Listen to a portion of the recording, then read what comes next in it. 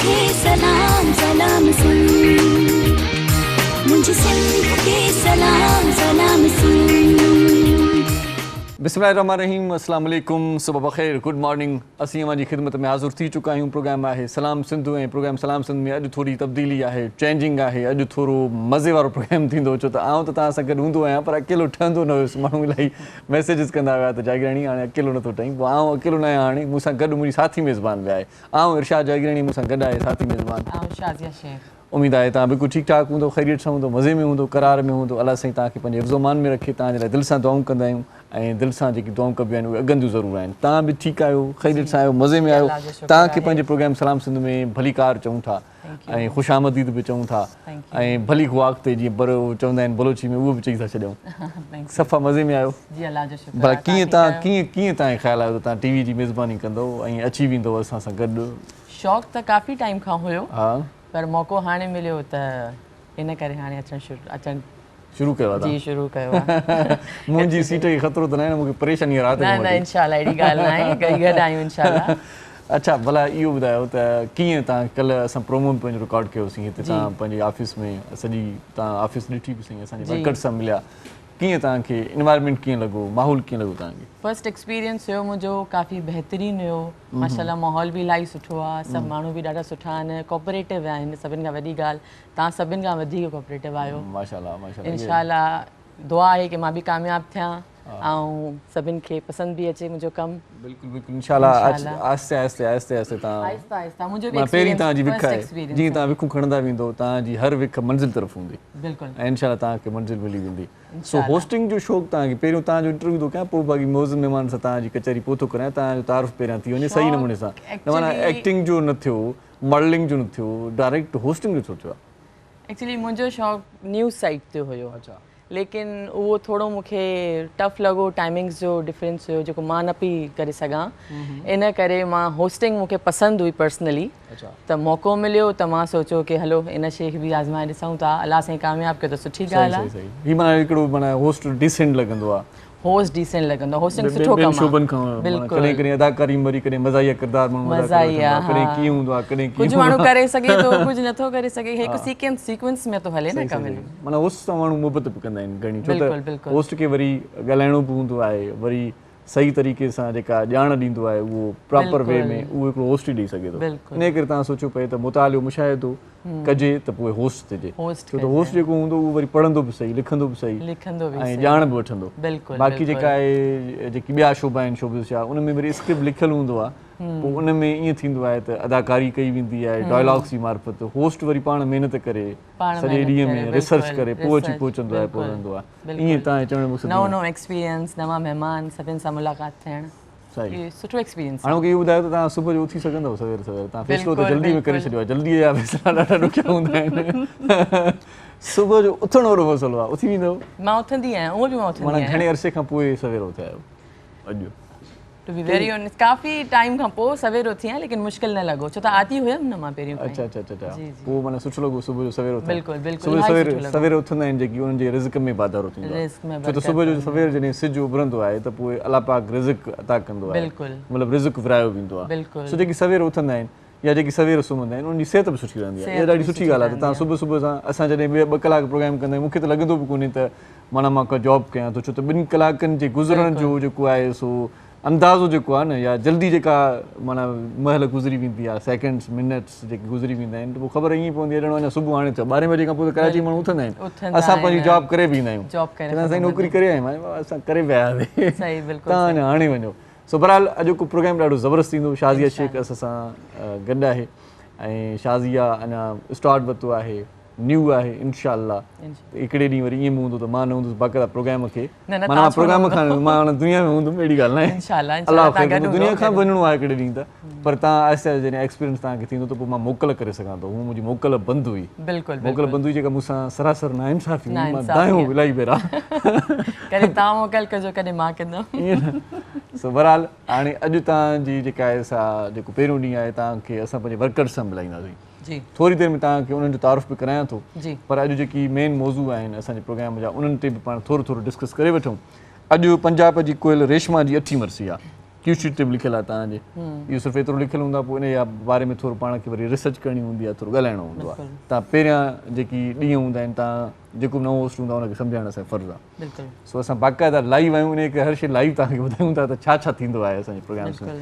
सो पंजाब जी जेका आहे सा रेशमा, उनजी अॼु 8वीं वरसी आहे ऐं रेशमा जा गाना तव्हां ॿुधा हूंदा। जी बिल्कुलु। 4 दिनां दा साथ हो रब्बा, बड़ी लंबी जुदाई। सो रेशमा जो जेको अंदाज़ हुयो, जेको आवाज़ हुयो, जेका उनजी ग्रिप हुई न, उहा पंहिंजो मटि पाण हुई। मां सम्झां थो त अहिड़े अंदाज़ में, अहिड़े आवाज़ में ॿी का जेका आहे फनकार न अची सघी आहे। तोड़े जो पंजाब जूं ॿियूं फनकाराऊं आहिनि, नसीबो लाल या बचार ॿियूं बि, पर रेशमा जो जेको अंदाज़ हुयो, उन अंदाज़ खे कॉपी करणु या उन अंदाज़ खे उन ई माना गायकीअ वारो जेको लहजो अख़्तियार करणु, इहो कंहिंजे वस जी ॻाल्हि न आहे हिन वक़्त ताईं बि। सो रेशमा ॾाढी ख़ूबसूरत असांजी फनकार आहे, ख़ासि तौर ते पंजाब जी ऐं पाकिस्तान जो फ़ख़ुरु प्राउड। उनजी 8वीं वरसी आहे, उनखे असां यादि कयूं था। असांजा जेकी शाज़िया, जेकी वतन देस मिटीअ में जेकी महव थी वेंदा आहिनि, या जिन को कारनामो सर अंजाम ॾिनो आहे, या जेकी पंहिंजे देस धरतीअ लाइ के सुठा सुठा माना किसा या सुठियूं ॻाल्हियूं करे विया आहिनि, या सुठो कुझु पेशकदमी करे विया आहिनि, त उन्हनि खे असां ट्रिब्यूट बि ॾींदा आहियूं। बिल्कुलु। सो रेशमा जी अॼु 8वीं वरसी आहे, उनखे असां यादि कयोसीं। इन खां सवाइ लोक रागी ऐं शाइर मास्टर चंदुर जी 37वीं वरसी बि आहे। सो मास्टर चंदुर साहिब जी जेका आहे सा ॻाल्हि कजे त पोइ त वाह वाह थी वेंदी आहे। अॼुकल्ह जेका म्यूज़िक हले थी, अॼुकल्ह जेको आहे धमाचोकड़ी आहे। सो इन खां जेकॾहिं पासीरो माण्हू थींदो आहे त पोइ कॾहिं कॾहिं ट्रेवल कंदा आहिनि माण्हू, त पोइ गाॾीअ में मास्टर चंदुर वॼाईंदा आहिनि। मास्टर चंदुर ॾाढो ख़ूबसूरत शाइर बि हुयो ऐं मास्टर चंदुर सुठो फनकार हुयो। साहिती परगिणी नौशर फिरोज़ जे भरिसां हुनजो जनमु थियो ऐं पोइ उन जेको स्टार्ट वरितो गायकीअ जो, उहो त कमाल जो वरितो। ऐं उन जेका पहिरियों जेको कलाम ॻायो ॿुधोसीं, वॾा ॿुधाईंदा आहिनि त जॾहिं स्टार्ट हुन वरितो त उन साइकिल हिकिड़ी वरिती। नई जॾहिं साइकिल मिलंदी आहे न, त पोइ माण्हू ख़ुशि बि थींदो आहे, ॿार ख़ुशि बि थींदा आहिनि। पर नौजवानीअ में जॾहिं हुनखे साइकिल मिली त पोइ हुन जेको पहिरियों कलाम ॻायो, उहो साइकिल ते वेही करे साइकिल हलाईंदे चईं त साइकिल आहे मुंहिंजे हथ में ऐं मूंखे लहर न लोॾो। पोइ माना हीअं माना स्टाइल में जेको ॻाईंदो वियो न, उनखां पोइ वरी हुनखे जेका आहे माना हिकिड़ी ज़हन में ॻाल्हि आई त छो न आउं ॻायां। पोइ ईअं ॻाईंदो वियो। पोइ हिंदुस्तान जो वॾो फनकार ऐं उनखे तक़रीबन जेका पंहिंजी फिल्मूं जेकी उन वक़्त जूं सिंधी फिल्मूं जेकी आयूं, उन में मास्टर चंदुर जा गीत तमामु घणा, ऐं जेकी बि अॼुकल्ह ही फनकार ॻाइनि था पिया या सुठा सुठा कलाम, या ममता लाशारी साहिब जो जेको स्टाइल आहे, कई फनकार जेके आहिनि उन स्टाइल में ॻाईंदा आहिनि। मास्टर चंदुर जी शाइरी बि ॻाईंदा आहिनि। रुठाई रहनि पर हुजनि हयाती, भली पिया विड़नि सुहिणा, भली पिया विड़नि सुहिणा, पर हुजनि हयाती, रुठाई रहनि पर हुजनि हयाती। सो खोड़ सारा कलाम मास्टर चंदुर जा असां ॿुधा, पंहिंजी मां बि पंहिंजी जवानी में ॿुधा। सो मास्टर चंदुर साहिबु, हीउ इश्क जो गाॾो अहिड़ो आहे चंदुर, कॾहिं तूं थो धिकीं कॾहिं मां थो धिकां। मास्टर चंदुर जा शेर बि ॾाढा ईअं ज़बरदस्त टिपिकल स्टाइल में मास्टर चंदुर साहिब जी। सो मास्टर चंदुर साहिब जी अॼु 37वीं यादि आहे, 37वीं वरसी आहे। सो उनखे बि यादि कयोसीं। मौज़ महिमान सां कचहरी बि तव्हांजी करायूं था अञा बिल्कुलु ई सुठे नमूने सां। जेका कचहरी असांजी थींदी उहा ब्रेक खां पोइ थींदी। सो तव्हां असां सां गॾु रहिजो। असां जॾहिं ब्रेक ते वेंदा आहियूं त पोइ चवंदा आहियूं ॾिसंदा रहिजो सलाम सिंध, पोइ मोटी अचूं था नंढी साईअ खां पोइ। मुझे सिंध के सलाम सलाम सिंध, मुझे सिंध के सलाम सलाम सिंध। जी welcome back after commercial break. नंढी साई वरितीसीं, मोटी आयासीं ऐं मोटी अचण खां पोइ असां शाज़िया मौज़ महिमान सां मिलाईंदा आहियूं, जेकी असांजे प्रोग्राम में कुर्ब जी असांजे कोठ ते कई ईंदा आहिनि। सो उन्हनि जी वॾी महिरबानी आहे, असांखे टाइम ॾींदा आहिनि ऐं उन्हनि सां कचहरी कंदे वरी असांजो टाइम बि एक्सपेंड थींदो आहे ऐं उन्हनि खां ॼाण बि वठंदा आहियूं मुख़्तलिफ़ मामलनि जी, जंहिं शोबे सां उहे तालुक़ु रखंदा आहिनि। मुख़्तलिफ़ मकतब फ़िक्र जा माण्हू असां वटि ईंदा आहिनि। अॼु जेकी मौज़ शख़्सियतूं असां वटि महिमान आहिनि, उन्हनि जो तारीफ़ तव्हां सां कराईंदो न। सभ खां पहिरियां जेका शख़्सियत TV स्क्रीन ते तव्हांखे नज़र ईंदी, उहा शख़्सियत ग़रीब जेकी मरीज़ आहिनि, ख़ासि तौर ते कराची में हिकिड़ो त सिलसिलो अहिड़ो आहे जो अस्पतालूं भरियल आहिनि, ऐं ॿियो इहो आहे त उते बेड्स नथियूं मिलनि या दवाऊं नथियूं मिलनि। इलाही परे परे जा जेके ॻोठाणा माण्हू ईंदा आहिनि, जेके अचानक या को इंसिडेंट थींदो आहे या एक्सीडेंट थींदो आहे, त पोइ उन्हनि जी जेका फैमिली आहे उहा एतिरी सगारी न हूंदी आहे जो उन्हनि वटि एतिरो नाणो हुजे जो हू पंहिंजे मरीज़ खे सही ट्रीट कराए सघनि या सही एडमिट कराए सघनि, या डॉक्टर ने जेकी दवाऊं लिखी ॾिनियूं आहिनि ॿाहिरि स्टोर तां उहे दवाऊं वठी सघनि। वॾो मसइलो आहे इहो बि। सो ग़रीब ज़रूरतमंद जेकी मुस्तहिक मरीज़ आहिनि, उन्हनि जी हेल्प कंदा आहिनि। पुअर जेके पेशेंट्स आहिनि, उन्हनि सां कुलो कुले में मिलाए करे उन्हनि खे दिलदारी ॾींदा आहिनि ऐं चवंदा आहिनि त असीं आहियूं तव्हांजा वारिस, तव्हांजा पंहिंजा, तव्हां को बि टेंशन न वठो। अहिड़ियूं शख़्सियतूं घटि आहिनि हिन दुनिया में। सो उन्हनि ई माण्हुनि मंझां हिकिड़ो दोस्त अॼु असां सां गॾु आहे। सो उनखे भलीकार चऊं था इंतखाब आलम साहब असां गॾु आहे। अस्सलाम वालेकुम। कैसे हैं? ठीक हैं जी, अल्हम्दुलिल्लाह। बहुत शुक्रिया आप हमारे प्रोग्राम में तशरीफ़ लाए।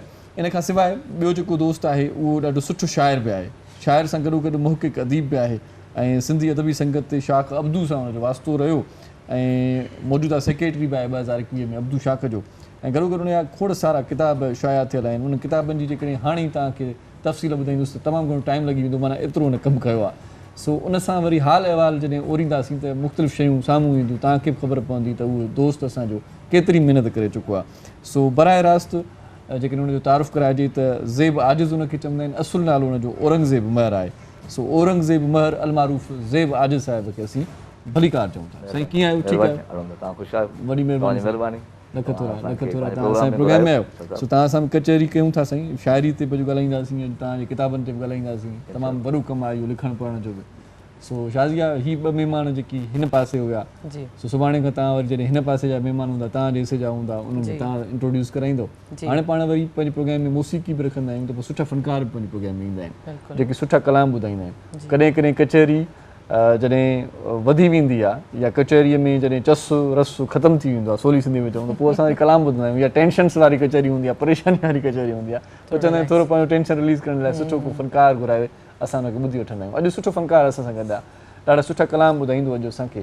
सो अब्दुल्ला बलोच साहिब खे असीं भलीकार चऊं था। बलोच साहिब कीअं आहियो? तबियत ठीकु आहे? ओके जी पोज़ीशन आहे न? वाह वाह, सदा सदा सदा सदा ॿार हुजो साईं। सो इन खां सवाइ उस्ताद असांजो घर भाती असां सां गॾु हूंदो, जेको रोज़ जी बुनियाद ते असांजे प्रोग्राम में साथ ॾींदो आहे, उस्ताद मुहर्रम नाज़। उस्ताद मुहर्रम नाज़ खे सुञाणे छॾियो, सुभाणे जीअं अचे त ख़बर पए तव्हांखे त उस्ताद मुहर्रम नाज़ आहे साम्हूं वेठो आहे। उस्ताद साईं कीअं आहियो? ठीकु आहियो? ईअं न साईं, उस्ताद आहियो न साईं, अॼुकल्ह हर माण्हू उस्ताद आहे। मूंखे जॾहिं खां मां सिंधी जॉइन कई आहे तॾहिं खां सोचां थो यार अलाए कहिड़े सिंध जो उस्ताद। मां जॾहिं तव्हां पहिरें ॾींहुं आयो न, मां तव्हांजो माना जेको आहे सो जेको स्टाइल ॾिठो, अंदाज़ ॾिठो, उन मां ई मूंखे ख़बर पई त वॾो उस्ताद आहे।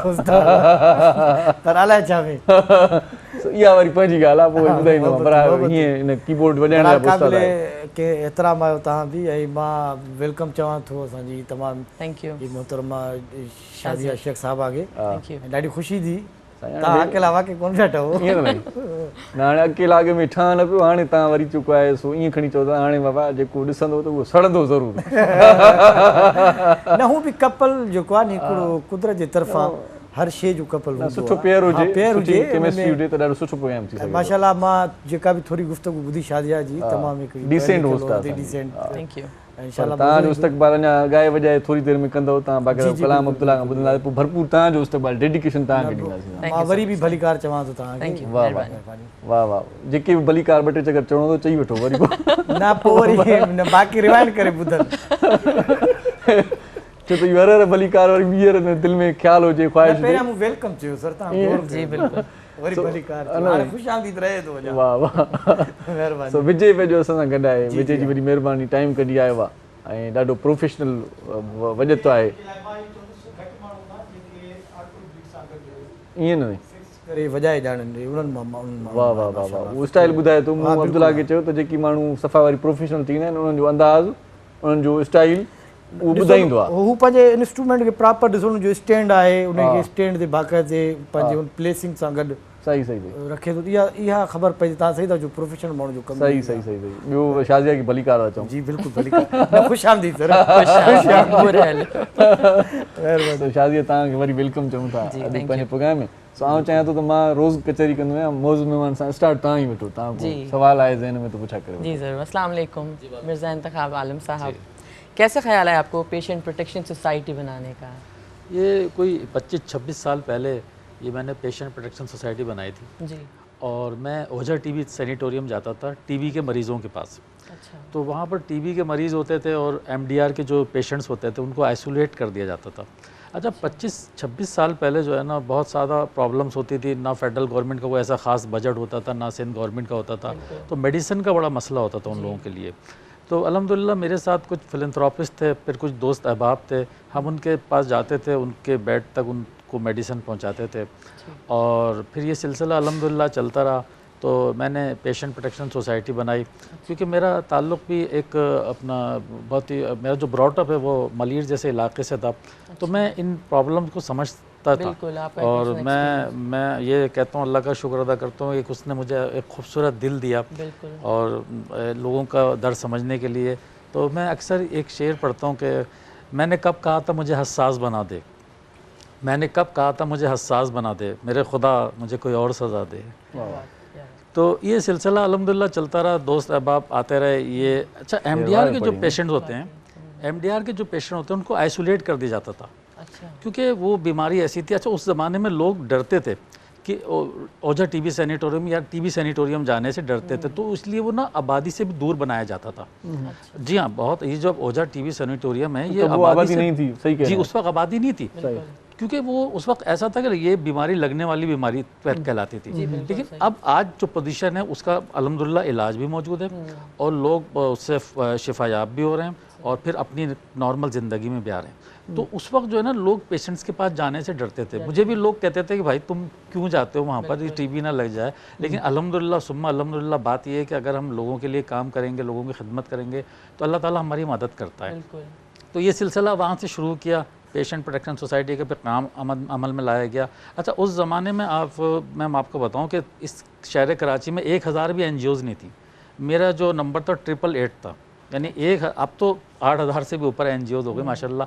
अच्छा, उस वक्त काम करने में और आज के काम करने में बहुत फ़र्क है, क्योंकि उस वक्त ना सोशल मीडिया होता था, ना इतना प्रिंट मीडिया होता था, ना इतना इलेक्ट्रॉनिक मीडिया होता था। सिर्फ एक जनाब PTV होता था और वो अपना 2-4 प्रिंट मीडिया होता था। तो उस वक्त इतनी प्रोजेक्शन, अपना मैसेज कम्युनिकेट करना, वो बहुत प्रॉब्लम होता था। जी, अवेयरनेस लोगों को देना ना बहुत मुश्किल होता था। तो हमने वो एक सिलसिला शुरू किया था कि मुख्तलिफ कॉलेजेस में जो है ना, जैसे कि जो कराची के रिनोन कॉलेजेस हैं, सर सैयद कॉलेज है, खातून पाकिस्तान है, हमने वहाँ ना कैंप ऑर्गेनाइज करते थे। उसके लिए फिर ये होता था कि जो बच्चियाँ होती थी, जो स्टूडेंट्स होते थे ना, उनके लिए हम फ्री ब्लड ग्रुपिंग वगैरह करते थे। हम उनसे ये कहते थे कि आपके घरों में जो यूज़ मेडिसन है बिफोर एक्सपायरी, वो आप ला के जमा कराएं। तो हमने एक फ्री ड्रग बैंक बनाया था। तो वहाँ पर वो मेडिसन रखते थे और अल्हम्दुलिल्लाह लोगों की वो जो मदद करते थे, जिनको जो अवेलेबल जो मेडिसन चाहिए होती थी, हम उनको देते थे। ये एक सिलसिला चलता रहा। उसके बाद साथ साथ ये कि कुछ फार्मा वाले थे, दोस्त हमारे अहबाब थे। फिर साथ साथ वो बात है ना कि मैं अकेला ही चला था जाने में मंजिल, लोग आते गए, कारवां। जी अल्हम्दुलिल्लाह, अब तो माशाल्लाह आपके साथ अब पूरी टीम है और माशाल्लाह काम हो रहा है। हमने बहुत सारे उस पर काम किया। सन 2000 में जब हेपेटाइटिस आया था, तो उस वक्त लोगों को अवेयरनेस नहीं थी। तो हमने जो है ना, सबसे पहले ये किया कि सबसे पहले शहर कराची में पेशेंट प्रोटेक्शन सोसाइटी ने अवेयरनेस वॉक की, सर सैयद गर्ल्स कॉलेज से लेके एओ क्लिनिक तक। सन 2000 की बात बता रहा हूँ आपको, उस वक्त की। उसके बाद फिर जनाब हमने अवेयरनेस के हवाले से लिटरेचर वगैरह लोगों को दिया और साथ साथ हमने ये भी किया कि एंजेरेक्स भी उस वक्त होती थी, बेल्जियम से आती थी। आम बाद में तो बहुत सारी वैक्सीनेशन हो गई इसको, और इसका इलाज ही सिर्फ वैक्सीनेशन था। अच्छा, वैक्सीनेशन इलाज था। तो हमने ना मुख्तलिफ छोटे छोटे एरियाज में जो है ना कैंप ऑर्गेनाइज किए वैक्सीनेशन के लिए। तो जब मैंने जो फार्मा वाले थे उनसे जब मैंने बात की कि हम उन इलाकों में करना चाहते हैं, आप उनको थोड़ा सा रिलीफ दें, थोड़ा सा डिस्काउंट करें, तो उन्होंने कहा यार आप उन इलाके में लगा रहे हो, वहाँ पर वो लोग अफोर्ड नहीं कर सकते, क्योंकि उस वक्त जो डोज थी ना तकरीबन 350 की एडल्ट की थी और बच्चों की 250 की थी। 2000 की बात बता रहा हूँ मैं आपको, ठीक है ना। तो लेकिन अल्हम्दुलिल्लाह मैं आपको बताऊं कि जब मैंने कैंप ऑर्गेनाइज किया मलीर जैसे इलाके में, तो फर्स्ट कैंप में जनाब 400 अफराद आए जिन्होंने वैक्सीनेशन कराई। और ये होता था सिलसिला ये कि फर्स्ट डोज, फिर सेकंड डोज, फिर थर्ड डोज, उसके बाद एक बूस्टर होती थी 5 साल बाद। तो हमने जब पहला कैंप ऑर्गेनाइज किया तो 400 अफराद आए, फिर सेकंड कैंप के लिए वही लोग सेकंड डोज लगवाने आए, लेकिन फिर उसको मजीद जनाब 150-200 अफराद मजीद आ गए। तो इस तरह एक ही सिलसिला फिर कैंप का चलता रहा और हमने वहाँ पर वैक्सीनेशन की, नॉमिनल चार्जेस पे लोगों की। उसके बाद जनाब सिलसिला फिर बड़ा आगे, तो ओझा से निकल के हम मुख्तलिफ और भी हॉस्पिटल्स में गए और वहाँ पर जनाब मेडिसिन वगैरह का अरेंज किया। अब आजकल सूरत हाल ये है कि हम जो है ना मोबाइल हेल्थ क्लिनिक पे काम कर रहे हैं। इस पे बात करते हैं मोबाइल हेल्थ क्लिनिक पे। सो असां सां गॾु वरी ॿियो दोस्त बि आहे, ॾाढो सुठो, औरंगज़ेब महर साहब, जेको ज़ेब आजिज़ जे नाले सां सुञातो वञे थो। शाइरी जो हिकिड़ो किताबु नातिया जो बि तव्हांजो आयल आहे। इन खां सवाने हयात ते तमामु घणो कमु कयो आहे। इहो पर तव्हांखे सुठो ऐं सवलो लॻे थो, छो त इलाही किताब मां तव्हां ॾिठा आहिनि त उहे सवाने हयात ते घणा। हा, बायोग्राफी मूंखे तमामु वणंदी आहे। अच्छा, ऐं कंहिं माण्हू जी मालूमात जे लाइ दिलचस्पी न खां वठी ताकी रही आहे त को माण्हू कीअं आहे। ॾाढो सुठो लॻो त उस्ताद बहार बुरड़े ते बि तव्हांजो किताबु आयल आहे। उस्ताद गुलबार फ़कीर ते बि मुंहिंजो अचे पियो ऐं पंहिंजो बि शाइरी जो मजमूओ आहे, उहो बि प्रिंट में आहे। सही सही सही पंहिंजो नातीअ शाइरीअ जो निज पंहिंजी शाइरी जो किताब हिकिड़ो आयल आहे। अब्दू शाख जो ॾियो आहे सरगर्मी आहे अदबी संगति। अॻे त गॾिजाणियूं थींदियूं हुयूं, अॻे त शाइरीअ ते इस्लाही ऐं तनक़ीदी निशस्तूं थींदियूं, उहो थिए थो कमु या कुझु सदाहण आहे अदबी संगत में, बाक़ी कमु त थिए पियो। अच्छा, कमु थिए पियो। ॿियो जेको इहो शाखूं जेके जॾहिं खां हुन में हिसा थिया आहिनि त इहो असांखे नुक़सानु आहे। ॿई गॾु हुजनि त अञा बहितर थिए। हाणे त अहमद सोलंकी साहिब त चई छॾियो अथव मां छॾण लाइ तयारु आहियां। साईं तमामु इहो असां इहो भलो क़दम कयो, बहितर कयो अथव, उनखे ॾाढो साराहियो वियो आहे। जॾहिं मक़सदु हिकिड़ो आहे त माण्हू हुन में गॾु हुजे, ठीकु आहे, कमु अलॻि अलॻि हुजे, पर मक़सदु हिकिड़ो आहे त हुन में माण्हू गॾु हुजे त उहो बहितर थींदो आहे। सही सही सही। अदब त आहे इहो त ख़िदमत जो, जीअं साईं जन ख़िदमत कनि था पंहिंजे शोबे में, अदब बि हिकु शोबो आहे। तव्हां माण्हुनि खे शऊर ॾियो, तव्हां माण्हुनि खे ॿुधायो। जीअं हाणे मां लिखंदो आहियां त इहे जेके माण्हू साईं गुज़री विया आहिनि त उहे कहिड़ो कमु करे विया आहिनि, छा उन्हनि कयो, सही सही, उनजो किरदारु छा रहियो माशरे में। सही सही। त इहो अॻिते ईंदो, असांजो नौजवान हुनखे ॾिसंदो। असांजी भारत हुजे उहो मां त असांजे सां फील्ड सां तालुक़ु, असली बुनियादी तव्हां असां सां तालुक़ु, असांजे लॾे जा माण्हू आहियो तव्हां। सही सही सही। इन जे लाइ तव्हांखे ॾिसंदो बि आहियां मां, प्रोग्राम तव्हां ॾिसंदा आहियो, तव्हांजी शाइरी बि ॿुधंदी आहे, तव्हां बिल्कुलु इलामी शाइर आहियो। साईं बसि उहो कॾहिं कॾहिं असांखे बि ईअं को दर्द माना ईअं छिके वठंदो आहे त पोइ असां हुन दर्द सां वरी मखा मेल थी वेंदा आहियूं, त पोइ कुझु न कुझु लिखी वठंदा आहियूं। हा, इहो तव्हां अहसासु, इंसान में अहसासु हूंदो आहे। सही सही सही। बेगम साईं जो फरमायो त जंहिंमें इंसान में अहसासु न आहे त उहो हैवान आहे। सही सही सही। एहसास वॾो आहे, एहसास ज़रूरी आहे। तव्हांखे एहसास वॾो आहे, एहसास वॾो आहे मूंखे पाण ॿुधायो। माशाल्लाह। भला इहो ॿुधायो त जेको शाइरी जो सफ़र आहे स्टार्ट आहे उहो कॾहिं खां कयो आहे तव्हां? मां साईं बाक़ाइदा असली मां अदीब आहियां, राइटर, तहक़ीक़ सां मुंहिंजो ताल्लुक़ु आहे। असली अदीब माना नकुली बि थींदो आहे। मुंहिंजो जेको असली बुनियाद बेस जेको आहे उहो मुंहिंजो माने खे शाइरी मुंहिंजो शौक़ु आहे। इहे तव्हां सम्झो त मां तव्हांखे ॾिसी शाइरी करणु शुरू कयमि त साईं इरशाद साहिबु कीअं ॾिसो शाइरी करे थो, इलामी शाइर आहे। साईं उस्ताद गुलबार की शाइर हुयो, उस्ताद बहार शाइर हुयो। त छो त ॿई ॼण त मां चवंदो आहियां भाइर ई आहिनि, रीब ऐं शाइर त माना हिकिड़ो ई कमु आहे ॿिन्ही जो। सो हो नसुर लिखे थो, हो नज़म लिखे थो, कमु त मक़सदु साॻियो ई आहे इन करे। सो पोइ शाइरी ॾे बि हलिया आयासीं, छो त फील्ड साॻी रही। अदब आहे छा भला इहो अदब छा खे थो चइजे, इहो थोरो ॿुधायो साईं। इहे चऊं था त इहे वॾो अदीब माण्हू आहे, अदब सां हिन जो तालुक़ु आहे, छा आहे अदब? अदब साईं वरितलु आहे दब मां, ऐं अरबी लफ़्ज़ आहे इहो। पोइ पुछा था कयूं इहो अदब सां हिकिड़ी साई वठूं पहिरियां इन जी आजिज़ीअ सां, अदब हथ ॿधी करे माज़रत बि कयूं था, नंढड़ी साई वठूं था, ब्रेक वठूं था। शाज़िया जी, ब्रेक में वरी तव्हांजे लाइ चांहि बि असां ठाराई आहे। जी थैंक यू। तव्हां माना अॼु फर्स्ट डे आहे तव्हांजो, तव्हांखे चांहि सां गॾु समोसा पकोड़ा बि घुरायूं था? न न, सिर्फ़ु चांहि, थैंक यू। सो नंढड़ी साई वठूं था। नाज़रीन तव्हां सां गॾु रहिजो, ॾिसंदा रहिजो पंहिंजो प्रोग्राम सलाम सिंध। मुझे सिंध के सलाम सलाम सिंध, मुझे सिंध के सलाम सलाम सिंध। जी welcome back after commercial break. नंढड़ी साही मोटी आयासीं ऐं मौज़ महिमान सां कचहरी जेका असांजी रहियल आहे उहा बि कंदासीं, पर शाज़िया अॼु असांजी माना पहिरियों ॾींहुं आहे हुनजो, त ईअं खणी चऊं त मेज़बान बि आहे त अॼु महिमान बि आहे असांजी। उनजी राय असांजे लाइ इंतिहाई अहम आहे। शाज़िया दिलि चवे थी को सुठो कलाम तव्हां ॿुधायूं? काफ़ी देर सां तव्हां इहो सवाल कयो आहे मूंखां, मां त वेट पई कयां कुझु अहिड़ी शइ हुजे जेके एंटरटेनमेंट में बि। तव्हां माना हुते प्रोग्राम असां ॾिसंदा, तव्हां चवंदा हूंदो त हिते कलाम बि हूंदा, हे माना अचण सां ई वरी रुॻो गुफ़्तगू आहे। मूंखे बोर था कयो। तव्हांखे बोर नथा कयूं, मौज़ महिमाननि खे बोर नथा कयूं, जेके ॾिसंदड़ आहिनि उन्हनि जी बोरियत बि ख़तमु था कयूं। बिल्कुलु। सो ॼाण बि हूंदी, वरी सुठा कलाम बि हूंदा। अब्दुल्ला बलोच साहिबु आयो आहे त मौक़े जो फ़ाइदो वठूं। सो हाणे अब्दुल्ला बलोच साहिब जो वारो आहे। सो हाणे अलाए छा ॿुधाईंदो असांखे, पर जेको ॿुधाईंदो सुठो ई ॿुधाईंदो। साईं बिल्कुलु ईअं न साईं। तमामु सिंध जो बहितरीनु शाइर आहे असांजो शोभान अबड़ो साहिबु, मीरपुर माथली सन जो वास्तो आहे। वाह वाह साईं, वाह वाह कयो। सुठी बहितरीनु शइ लिखियलु आहे, तव्हांखे पेश नज़र आहे। जी साईं।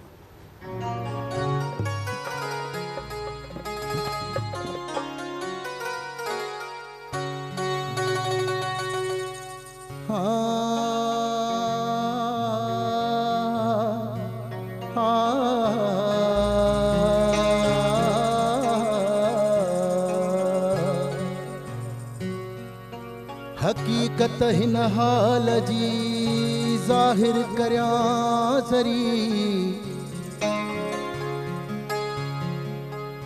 लॻे हे माठ मिरन खे डूंगर पवन डरी,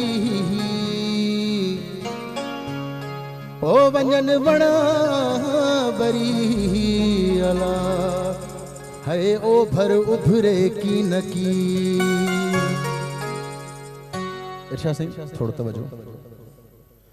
ओ मारुन सां मुलाकात ला ओ थी दी अधियूं अज रात ला ओ सागिन खे पई सारियां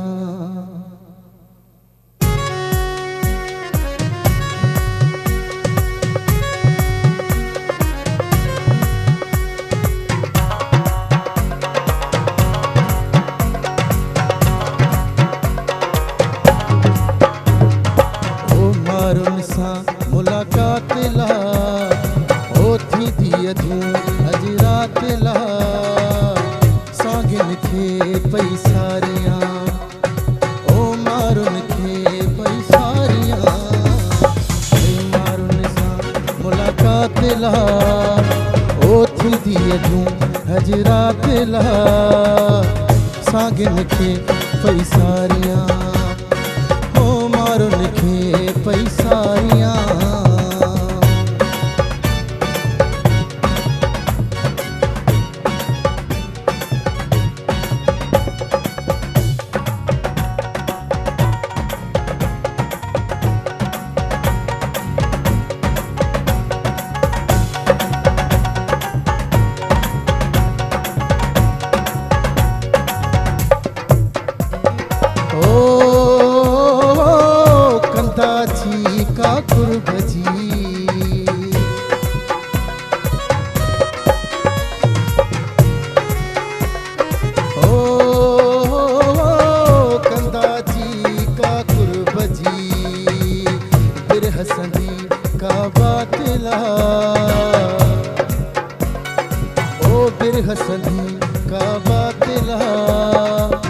सागिन खे पई सारियां ओ मारुन खे पई सारियां मारुन सां मुलाकात ला ओ थी दी अधूं अज रात ला सागिन खे पई सारियां ओ मारुन खे पई सारियां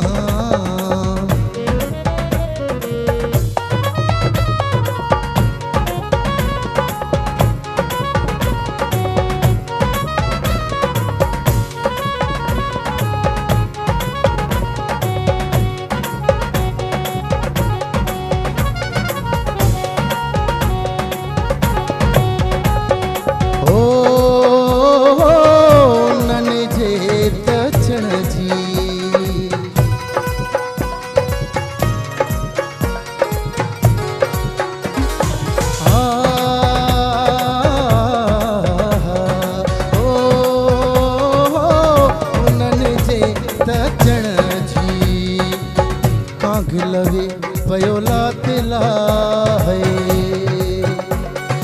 ओ कांग लवे पयो लात ला सागिन खे पई सारियां ओ मारुन खे पई सारियां मारुन सां मुलाकात ला ओ थी दी अधूं अज रात ला सागिन खे पई सारियां ओ मारुन खे वही सारियां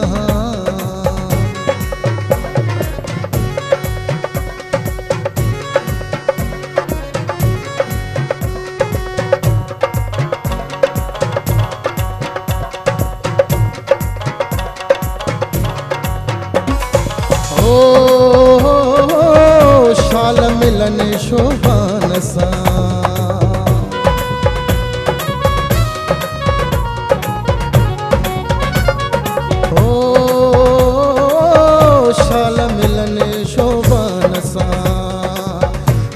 नबी का वातिला ओ वाई नबी का वातिला सागिन खे पई सारियां ओ मारुन खे पई सारियां मारुन सां मुलाकात ला ओ थी दी अधूं अज रात ला सागिन खे पई सारियां ओ मारुन खे पई सारियां ओ सागिन खे पई सारियां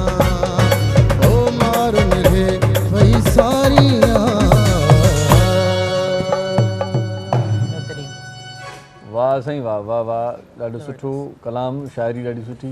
उस्ताद मुरमनाद वाज निभायो, वरी हिन पासे वरी विजय बि वाज निभायो साईं।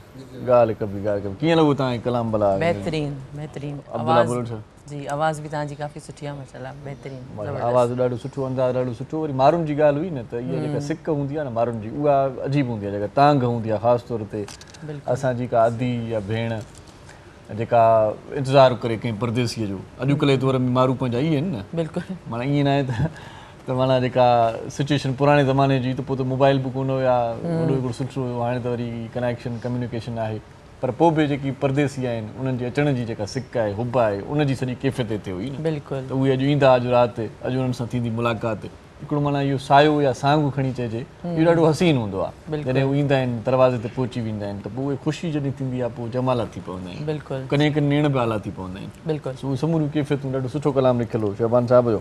सो पाण तव्हां ॻाल्हि छॾी थी उतां ई कंडियूं साईं। इहो पहिरियां त असांखे ॿुधायो त इहो अदब आहे छा, माना अबे जो अदब इहो बि अदब आहे ईअं न साईं? अमा जो अदब, पाड़ेसरनि जो ख़्यालु करणु, सभिनी सां अदब सां पेश अचणु। बिल्कुलु, इहो अदब इख़लाक़ आहे। असल जेको अदब लफ़्ज़ आहे इहो अरबी लफ़्ज़ आहे। अच्छा। इन जी माना आहे रेडियो ॾींदड़ खे पंधु सेखारणु या कंहिं शइ खे सिधो सौं करणु। अच्छा अच्छा।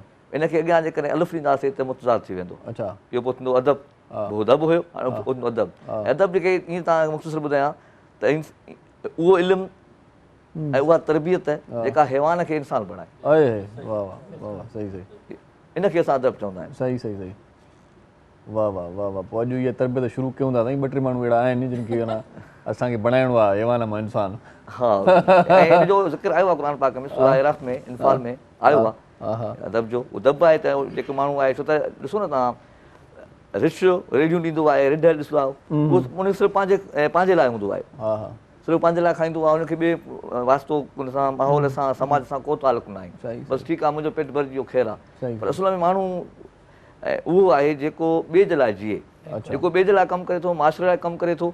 असुल त इहो ई आहे न, असुल कमु इहो आहे। जेको पंहिंजे लाइ जीए थो उहो हैवान आहे। पंहिंजे लाइ त हर को जीए थो, जेको ॿियनि जे लाइ जीओ, कमु इहो आहे।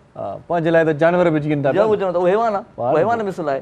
इंसान जी ॻाल्हि कहिड़ी थी वई हिते त अलॻि अलॻि जेके इंसान जी जेका अज़मत आहे उहा इन जे करे आहे। वाह वाह वाह। भला अब्दू शहर जी थोरी अहमियत बि ॿुधायो। अब्दू शहर शिकारपुर जो पुराणो शहर आहे। इहो नालो ॿुधो आहे हिन जो ॾाढो, कॾहिं चक्कर लॻो कोन्हे। असांजो हुते मुंहिंजो उस्ताद बि आहे, बहितरीनु शाइर आहे ॿारहं जो, हुनखे सदारती अवार्ड बि मिलियो, साईं गुलाम मोहम्मद गाज़ी साहब। उते गाज़ी साहब जी सिहत सही आहे न? हा, सिहत सही आहे माशाल्लाह। ईअं माना ईअं ई हुजे जीअं असां ॾिसंदा। हेड ऑफिस उन वटि ई आहे। अच्छा अच्छा। हा, उते ॾाढो ख़ूबसूरत शाइर आहे। हा, तमामु बहितरीनु। ऐं तरन्नुम में जॾहिं शाइरी ॿुधाईंदो आहे न, हा तमामु, त उनजो स्टाइल अंदाज़ अञा माना मज़ेदार हूंदो आहे। तमामु सही सही सही। विच में बीमार हुयो, हिन करे पुछा कयूं। साईं ॼाण बि आहे, निसार बज़मी साहिब आहे, साईं जन शागिर्द आहिनि। सही सही। सो अज़हर गिलानी साहिब जो शागिर्द आहिनि, त मां उन खां सिखियो। हा, अज़हर गिलानी घोटकी साइड आहे। हा, घोटकी साइड जो साईं। ईअं न? हा, साईं त उन तालुक बि साईं जी शादी उन घोटकी में थियल आहे, इन करे उन घरो तालुक अथसि। अच्छा अच्छा। हाणे सभु शयूं साईं इहो ॿुधायो साईं कावड़ जी, तव्हां वियो इंटरव्यू ॾियणु पंहिंजो या मुंहिंजो? साईं सां ॻाल्हि थी हुई, ॿुधायोमांसि। सो उस्ताद पीउ वांगुरु हूंदो आहे ऐं उनजी तारीफ़ बि हा बिल्कुलु साईं उस्ताद आहे। शाइरी मूंखे उन सेखारी ऐं शाइरी में वज़न भर जेको थींदो आहे, सही सही, उहो फन बना। वाह वाह वाह। बाक़ी मां जे नसुल में साईं प्रोफेसर ऐं साईं डॉक्टर गुलाम नबी सदायो साहिबु जेकाबाद जो, उहो असांजो हुनजो तक़रीबन में किताबनि जा जेके बि पेश लफ़्ज़ मुहाग आहिनि मां साईं खां ई नज़रसानी कराए। अच्छा अच्छा। तव्हां किताबनि ते वञा ॻाल्हायूं था, अञा वॾी कचहरी रहे थी। सो इंतखाब आलम साहिब असां गॾु आहे। जी, इंतखाब जैसे लोगों ने अभी कोविड पे बहुत सफ़र किया, 2 साल तक आई थिंक, अब आजकल डेंगू का है, इसमें आपने कुछ वर्क किया कोविड पे या अभी आप कर रहे हैं? कोविड में ये था कि जब सबसे पहला यहाँ पेशेंट डायग्नोज हुआ था ना, तो हमने 2 अवेयरनेस सेशन किए थे। अच्छा। एक तो गुलशन इकबाल में किया था और एक मलीर में किया था। अच्छा, ये हमने पेशेंट प्रोटेक्शन सोसाइटी और social welfare department government of Sindh के कोलैबोरेशन से किया था। अच्छा। उसमें जितनी भी NGO जो काम कर रही हैं कराची में या जो रिमोट्स एरियाज़ में या इंटीरियर में, तो उनके नुमाइंदों को बुलाया था उनको अवेयरनेस सेशन दी थी, उसमें माइक्रोबायोलॉजिस्ट भी मौजूद थे, उसमें इन्फेक्शन डिसीज़ के जो लोग थे वो स्पेशलिस्ट वो भी मौजूद थे। तो हमने उनमें अवेयरनेस क्रिएट की कि आप जाएं, क्योंकि ना ये जो लोग होते हैं NGOs के नुमाइंदे होते हैं, समाजी जो लोग होते हैं, ये लोगों से जुड़े हुए होते हैं, लोग इनकी बात सुनते हैं, लोग समझते हैं, और जो एक उनका जो अंदाज़ होता है ना बताने का, वो भी एक खूबसूरत अंदाज़ होता है, क्योंकि वो लोग आवाम के दरमियान ही काम करते होते हैं। तो एक छोटा सा वक्फा ले लेते हैं, बाद में आपकी बात को कंटिन्यू कर लेते हैं। वक्फे का टाइम हुआ चाहता है नडी साई वठूं पाण जी, ब्रेक लगायूं पंहिंजे प्रोग्राम के, थोड़ो ब्रेक ज़रूरी आहे। अचूं था पोइ ब्रेक खां पोइ इंशाल्लाह असां सां गॾु रहिजो पंहिंजे पसंदीदा प्रोग्राम सलाम सिंध में। मुझे सिंध के सलाम सलाम सिंध, मुझे सिंध के सलाम सलाम सिंध। सलाम सिंध में एक बार वरी तव्हांखे भलीकार चऊं था। ऐं असां ॿई जेकी मेज़बान आहियूं अख़बार पढ़ण में गुम थी विया आहियूं। अख़बार पढ़णु इंतिहाई लाज़िम आहे। मुंहिंजे ख़्याल में जेकॾहिं दुनिया सां तव्हांखे राब्ते में रहणो आहे, सोशल अकाउंट्स जेकॾहिं तव्हां यूज़र आहियो फेसबुक या छा, उते कॾहिं कॾहिं तस्दीक थियल ख़बरूं न हूंदियूं आहिनि, उहो रुगो शेयरिंग हूंदी आहे, फेक न्यूज़ बि अची वेंदा आहिनि। पर अख़बार वारा दोस्त ख़ासि तौर ते तहक़ीक़ करे पोइ ख़बरूं छपींदा आहिनि। रोज़ानी जीजल अख़बार मार्केट में मौजूदु आहे। सो रोज़ानी जीजल अख़बार जेका हिकु ई वक़्तु कराची हैदराबाद सखर मां शाया थींदी आहे ऐं ॾाढी ज़बरदस्त अख़बार आहे। सचियूं ख़बरूं हिन अख़बार में हूंदियूं आहिनि। ABC सर्टिफाइड आहे। अॼु ॾींहुं जेको आहे सो अरबा जो आहे 3 नवंबर 2021। जेका इस्लामी तारीख़ आहे उहा 27 रबीउल अव्वल 1443 हिजरी।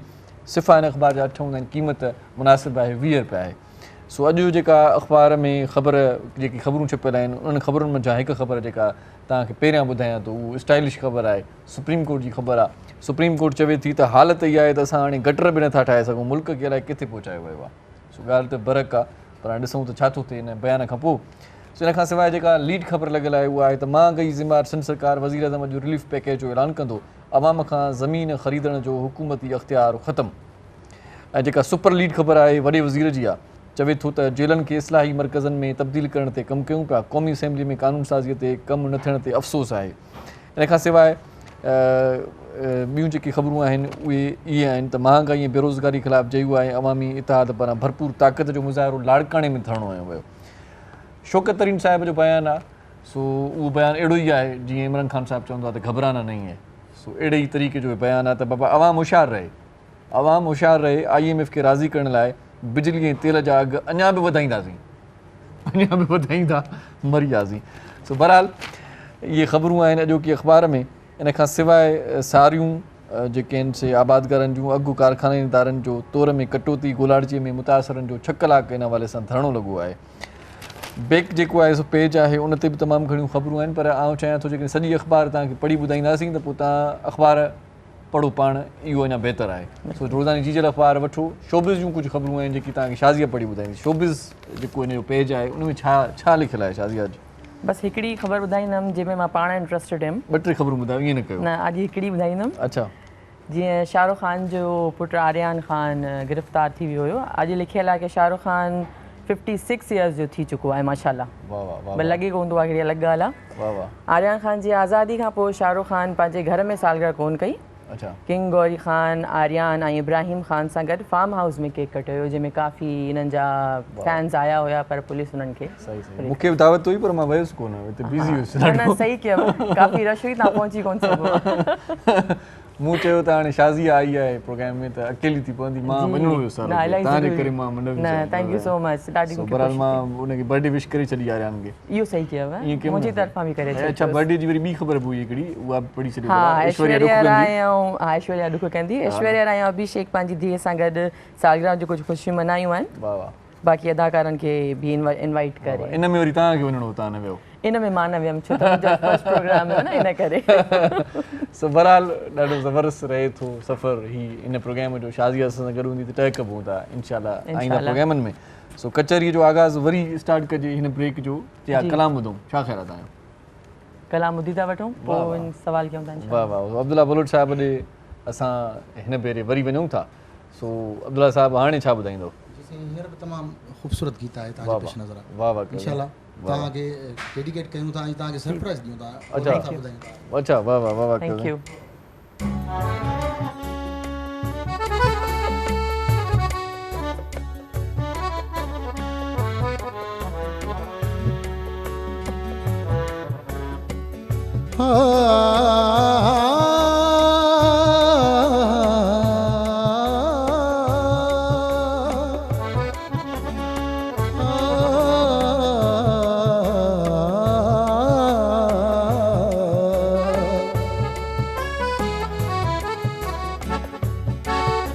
ज़हर जनी जी ज़िंदगी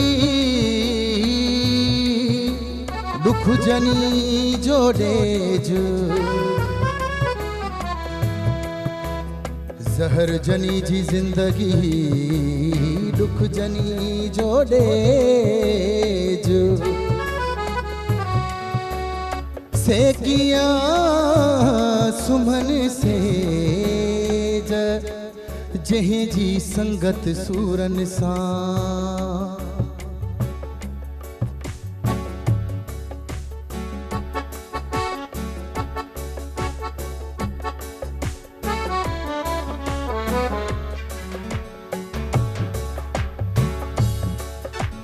धोखा न मिलियो प्यार घुरण मुँह छॾे ॾिनो धोखा न मिलियो प्यार घुरण मुँह छॾे ॾिनो मञियो न तो जे अर्ज़ु मञियो न तो जे अर्ज़ु करण मुँह छॾे ॾिनो धोखा न मिलियो प्यार घुरण मुँह छॾे ॾिनो धोखा न मिलियो प्यार घुरण मुँह छॾे ॾिनो हो मञियो न तो जे अर्ज़ु मञियो न तो जे अर्ज़ु करण मुँह छॾे ॾिनो धोखा न मिलियो प्यार घुरण मुँह छॾे ॾिनो धोखा न मिलियो प्यार घुरण मुँह छॾे ॾिनो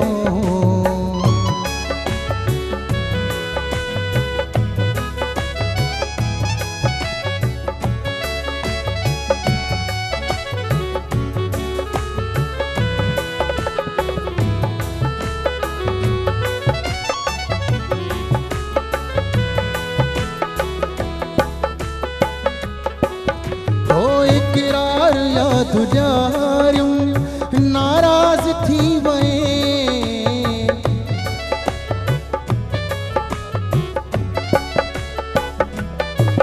हो इकरार या तुझारियूं नाराज़ थी वए तॾहिं सवाल को बि पुछण मुँह छॾे ॾिनो तॾहिं सवाल को बि पुछण मुँह छॾे ॾिनो हो मञियो न तो जे अर्ज़ु मञियो न तो जे अर्ज़ु करण मुँह छॾे ॾिनो धोखा न मिलियो प्यार घुरण मुँह छॾे ॾिनो धोखा न मिलियो प्यार घुरण मुँह छॾे ॾिनो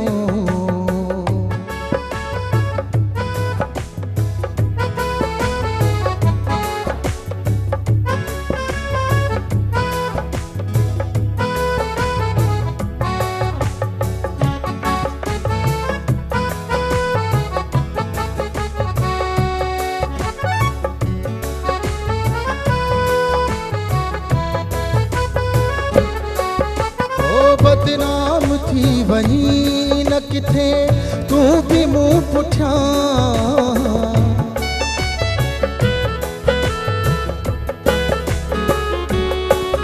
ओ बदनाम थी वही न किथे तू भी मुँह पुठियां हर हर अंगण ते तॾहिं अचण मुँह छॾे ॾिनो हर हर अंगण ते तॾहिं अचण मुँह छॾे ॾिनो हो मञियो न तो जे अर्ज़ु मञियो न तो जे अर्ज़ु करण मुँह छॾे ॾिनो धोखा न मिलियो प्यार घुरण मुँह छॾे ॾिनो धोखा न मिलियो प्यार घुरण मुँह छॾे ॾिनो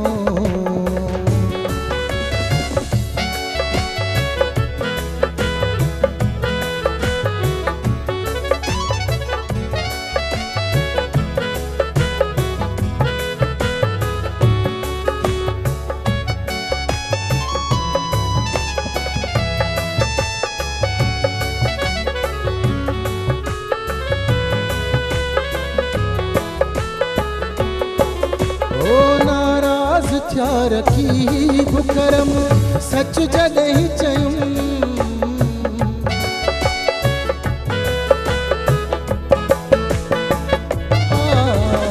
नाराज़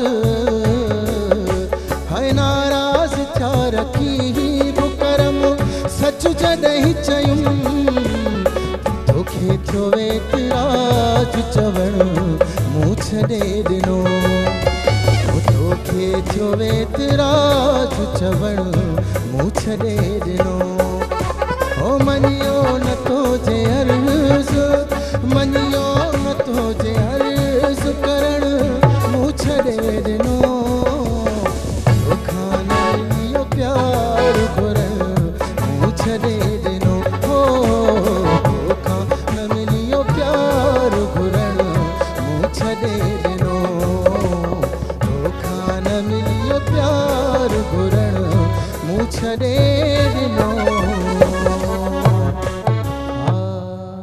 वाह साईं वाह। असांजे ख़ैरपुर ज़िले जो ॾाढो सदा मलूक शाइर करम टालपुर साहिब जी शाइरी।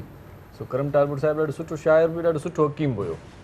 सो अलाह हुनखे जन्नतुल फिरदौस में जॻह अता फ़रमाए। विझड़ में ई हुनजो असां खां जुदाई हुनजी थी वई, ॾाढाणो थी वियो। पर शाइरी आज साहिबु ॾाढी ज़बरदस्त हुई त तोखां न मिलियो प्यार घुरण मूं छॾे ॾिनो ऐं बदनाम थी वञे न किथे तूं बि मूं पुठियां अंगण ते तॾहिं हर हर अचण मूं छॾे ॾिनो। माना मतिलबु तूं बदनाम थी महबूब जो ॾिसो न कहिड़ो ख़्यालु थो रखियो आहे। शाइरी माना आहे ई आहे न। ऐं नाराज़ थिया रकीब करम सचु जॾहिं चयमि तोखे थियो एतिराज़ चवण मूं छॾे ॾिनो। पाण शादीअ जॾहिं खां तव्हां वरी आयो त महिमान खां सवाल पुछण मूं छॾे ॾिनो। हाणे तव्हां पुछो। जी वहीं से कंटिन्यू करते हैं इंतखाब आलम साहब। आपसे कोविड के बारे में बात हो रही थी। मैंने आपको जैसे कि बताया कि जब कोविड का पेशेंट यहाँ डायग्नोज हुआ तो हमने अवेयरनेस सेशन किए। उसके साथ साथ इस शहर कराची में जो है ना पब्लिक प्लेसेस पे जाके हमने ये मास्क डिस्ट्रीब्यूट किया, सैनिटाइज़र डिस्ट्रीब्यूट किया। मकसद यही था कि लोगों को अवेयर करना। लाजमन शहर कराची में 2 करोड़ से ज़्यादा आबादी है, लेकिन हमने कुछ 5-6 हज़ार मुख्तलिफ प्लेसेस पर जनाब डिस्ट्रीब्यूट किए। जो रिक्शा ड्राइवर जा रहा है तो उसको लगाया, मिनी बस का ड्राइवर जा रहा है तो उसको लगाया। बताना ये था कि आपने ख़ुद भी बचना है और जो दूसरों को भी बचाना है। पेशेंट प्रोटेक्शन सोसाइटी ने बहुत सारे इश्यूज़ पे हमने अल्हम्दुलिल्लाह काम किया। हमने ट्रांसजेंडर इश्यूज़ पे भी काम किया। और उनके लिए जनाब एक सेमिनार रखा सोशल वेलफेयर डिपार्टमेंट के कोलैबोरेशन से। तो उनके जो इश्यूज़ थे आपने देखा होगा आजकल तो मुख्तलिफ सिग्नल्स पे लोग मौजूद होते हैं और कुछ इस किस्म की हरकतें भी करते हैं कि जो लोग पसंद नहीं करते। तो उनको ज़रूरी था कि अवेयर करना। और इस किस्म के जो मामलात थे उनके लिए हमने उनको साथ बैठाया, उनको उनसे उनकी जो प्रॉब्लम है उनको भी सुना। और मज़ीद बात करते हैं, कॉलर ले लेते हैं। कॉल जी शामिल करते हैं प्रोग्राम में। इस्लामाबाद का कॉल है सो उनके भली कार चऊं था। अस्सलाम वालेकुम। जी भाईजान क्या नाम है आपका? सर मोहम्मद सलीम नाम है हमारा पास इस टाइम बैठा हुआ है मोहम्मद उस्मान और वकीम खान। वाह वाह। मोहम्मद उस्मान हकीम खान को भी हमारा सलाम जी। वालेकुम सलाम। और छोटी बच्ची बैठी हुई है नायबा नूर। अच्छा नायबा नूर। अच्छा माशाल्लाह। आप प्रोग्राम देख रहे हैं इस्लामाबाद में? तो पहले गाना प्ले हुआ था, इससे पहले जो लगा हुआ था गाना। हाँ अच्छा लगा, पसंद आया। तो अभी हमारा एक छोटा सा फरमाइश है। जी बताएं बताएं। और कोई अताउल्लाह खैर का कोई गाना प्ले करते हैं। किसका? अताउल्लाह खैर। अताउल्लाह ईसा खैलवी का कोशिश करें तो असां पाणी प्ले कंदासीं पंहिंजे आवाज़ में। सो दोस्तनि जी ॾाढी फरमाइश बि हूंदी आहे पर इस्लामाबाद खां फ़ोन कनि था। सो ॻाल्हि हुननि खे सम्झ में अचे थी अलाए नथी अचे पर पोइ बि मोहबत हुननि जी असांखे सम्झ में अचे थी त मोहबत आई आहे, इहो प्यार आहे। पर हाणे त तव्हांजो कलाम ॿुधायो लॻे त उनजो सहर हो साईं। त ग़ुलाम अली संदीली साहिब जो जग मशहूरु कलाम आहे इहो तोखां न मिलियो प्यार। सो इहो मूंखे बि ॾाढो वणंदो हुयो। पोइ हाणे पठाण खे बणियो त माना हुन फ़ोन करे वरिती। ऐं संदील साहिब इहो कलाम ॾाढो फ़नकारनि ॻायो आहे। शमन मीर अली साहिब बि ॻायो, उमेरा चना बि ॻायो, पर जेको अंदाज़ ऐं आवाज़ आलाप जेको संदीले साहिब हुन कलाम खे त उनजी सुञाणप बणिजी वियो। कचहरी की कंटिन्यू करूँ था। सर जी आपकी बात को तो बार बता रहा था कि वो ट्रांसजेंडर इश्यूज़ पे जो हमने काम किया तो उनके जो प्रॉब्लम थे उनको सुना, उनको सॉल्व करने की कोशिश की। क्योंकि गवर्नमेंट में इनके लिए बाकायदा एक कोटा होता है, इनको जॉब्स मिलनी चाहिए। और आपको मैं बताऊं कि इस तरह बहुत सारे ऐसे ट्रांसजेंडर्स हैं जो उन्होंने आला तालीम हासिल की और मुख्तलिफ जो है ना फार्मा में मुख्तलिफ इदारों में वो अच्छे अपनी खिदमात अंजाम दे रहे हैं। तो हमारा यही था कि इस तरह के जो औबाश किस्म के जो हरकतें हो रही हैं इनको किसी तरह रोका जाए, उनको इस तरह अवेयर किया। इसके अलावा हमने पेशेंट प्रोटेक्शन सोसाइटी ने इसके अलावा मुख्तलिफ अपना चीज़ों पे सेमिनार किया लोगों को अवेयर करने के लिए। ख़ास तौर से आजकल जो FATF के बाद जनाब जो NGOs पे जो मसाइल आ रहे हैं हमने उस पर भी बात की, क्योंकि NGOs की अब जो रजिस्ट्रेशन हो रही है तो उसके बाद जो मसाइल आ रहे हैं वो अकाउंट्स के आ रहे हैं, हमारे अकाउंट नहीं खुल रहे। अच्छा। जी हाँ, अकाउंट खुलने के लिए बहुत ज़्यादा मसला है, क्योंकि पहले ये होता था कि बहुत सारे लोग जो ये जो फंडिंग होती थी उसको ये दहशतगर्दी में इस्तेमाल करते थे, जिस तरह के गवर्नमेंट ने कुछ ब्लैक लिस्ट किए और कुछ NGOs को कैंसिल भी किया है। तो ये सारे इश्यूज़ पे जनाब हमने अपना बात भी की, गवर्नमेंट को ये बताया कि जो लोग काम कर रहे हैं इस माशरे में उनके लिए थोड़ी सहूलतें दी जाएँ, और जो अच्छी गुड NGOs हैं उनके लिए जनाब ये रास्तों का आसान किया जाए। तो हमने इस पर भी सेमिनार किया। अच्छा, मैं आपको यहाँ बताता चलूँ कि पेशेंट प्रोटेक्शन सोसाइटी का एक वेलफेयर हेल्थ क्लिनिक मलिर में काम कर रहा है 14-15 साल से। अच्छा, माशाल्लाह। जी, हमने वहाँ 10 रुपए की पर्ची पे ये काम शुरू किया था। अच्छा। और अल्हम्दुलिल्लाह आज भी वहाँ पर 3 लेडी डॉक्टर्स बैठती हैं। अच्छा। वहाँ पर अल्ट्रासाउंड की भी सहूलत है। अच्छा। वहाँ पर ECG की भी सहूलत है, जनरल OPD भी है, गायनी भी है। तो लोग वहाँ पर रोज़ाना तकरीबन 100-150 अफराद आते हैं वहाँ पर और इससे इस्तिफ़ादा हासिल कर रहे हैं। इसके अलावा हमने शहर कराची में, आप लोगों को शायद याद होगा कि टारगेट किलिंग हो रही थी डॉक्टर्स की जो टारगेट किलिंग हो रही थी उस पर कोई आवाज़ उठाने के लिए तैयार नहीं था, क्योंकि उस तरह का ऐसा माहौल बना हुआ था कि अगर कोई आवाज़ उठाता तो उसकी आवाज़ को दबा दिया जाता था। तो अल्हम्दुलिल्लाह ये मेरे लिए ऑनर की बात है, एजाज़ की बात है कि हमने पेशेंट प्रोटेक्शन सोसाइटी ने कराची प्रेस क्लब पे उन डॉक्टर्स के बच्चों को, उनकी मिसिस को ले जाके वहाँ प्रोटेस्ट किया जो लोग इससे इफ़ेक्टेड हुए थे, और हुकूमत से ये मुतालबा किया कि इस तरह की किलिंग रोकी जाए। क्योंकि ये डॉक्टर तो बड़े इनोसेंट होते हैं, वो तो आते हैं लोगों की मदद करने के लिए, लोगों की खिदमत करने के लिए, मसीहा होते हैं। तो उनकी इस तरह की किलिंग को रोकने के लिए हमने वहाँ पर एहतजाज भी किया। तो ये सिलसिला अल्हम्दुलिल्लाह खिदमत का चल रहा है।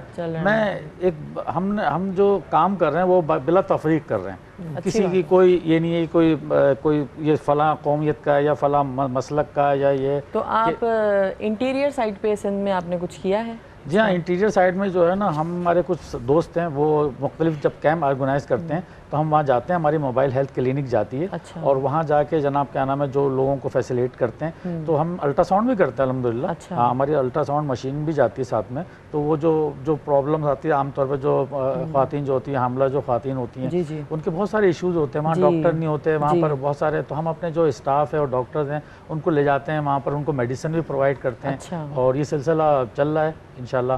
तो मैं एक बात कहता हूँ, मैं अक्सर एक शेर पढ़ता हूँ, ए दावर हश्र मुझे तेरी कसम, ए दावर हश्र मुझे तेरी कसम, उम्र भर मैंने इबादत की है, तो मेरा नामा अमाल तो देख मैंने इंसान से मोहब्बत की है। क्या बात है, वाह वाह वाह। इंतखाब साहब शायरी से शगफ लग रहा है जी, बहुत शगफ है। और मैं बहुत खुश हुआ इनसे मिलके कि माशाल्लाह ये भी सिंधी अदब की साईं को शायरी का ॿुधाईंदो असांखे भला पंहिंजे का याद आहे त कुझु सुठो याद आहिनि आयूं आहिनि। पहिरां शुरूआत हमद खां कयूं ऐं मुंहिंजो हिकिड़ो हमद आहे, हुन में हर बंद में क़ुर पाक हिकिड़ी आयत आहे। अच्छा। त मां हिन शइ खे चवंदो आहियां त जेकॾहिं शाइरी में को मैसेज न आहे ऐं अवाम जे भलाई लाइ न आहे, ठीकु आहे, इंटरनेट में थी वञे माण्हूअ जी। ॿुधूं त तव्हांजी शाइरी बलूचिस्तान में कार अॼु माना जीअं शाज़िया पूती आहे त माना इस्लामाबाद बलूचिस्तान माना रुॻो एॾो जो कलो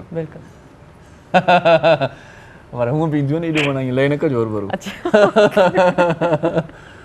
जी जी जी, अस्सलाम वालेकुम।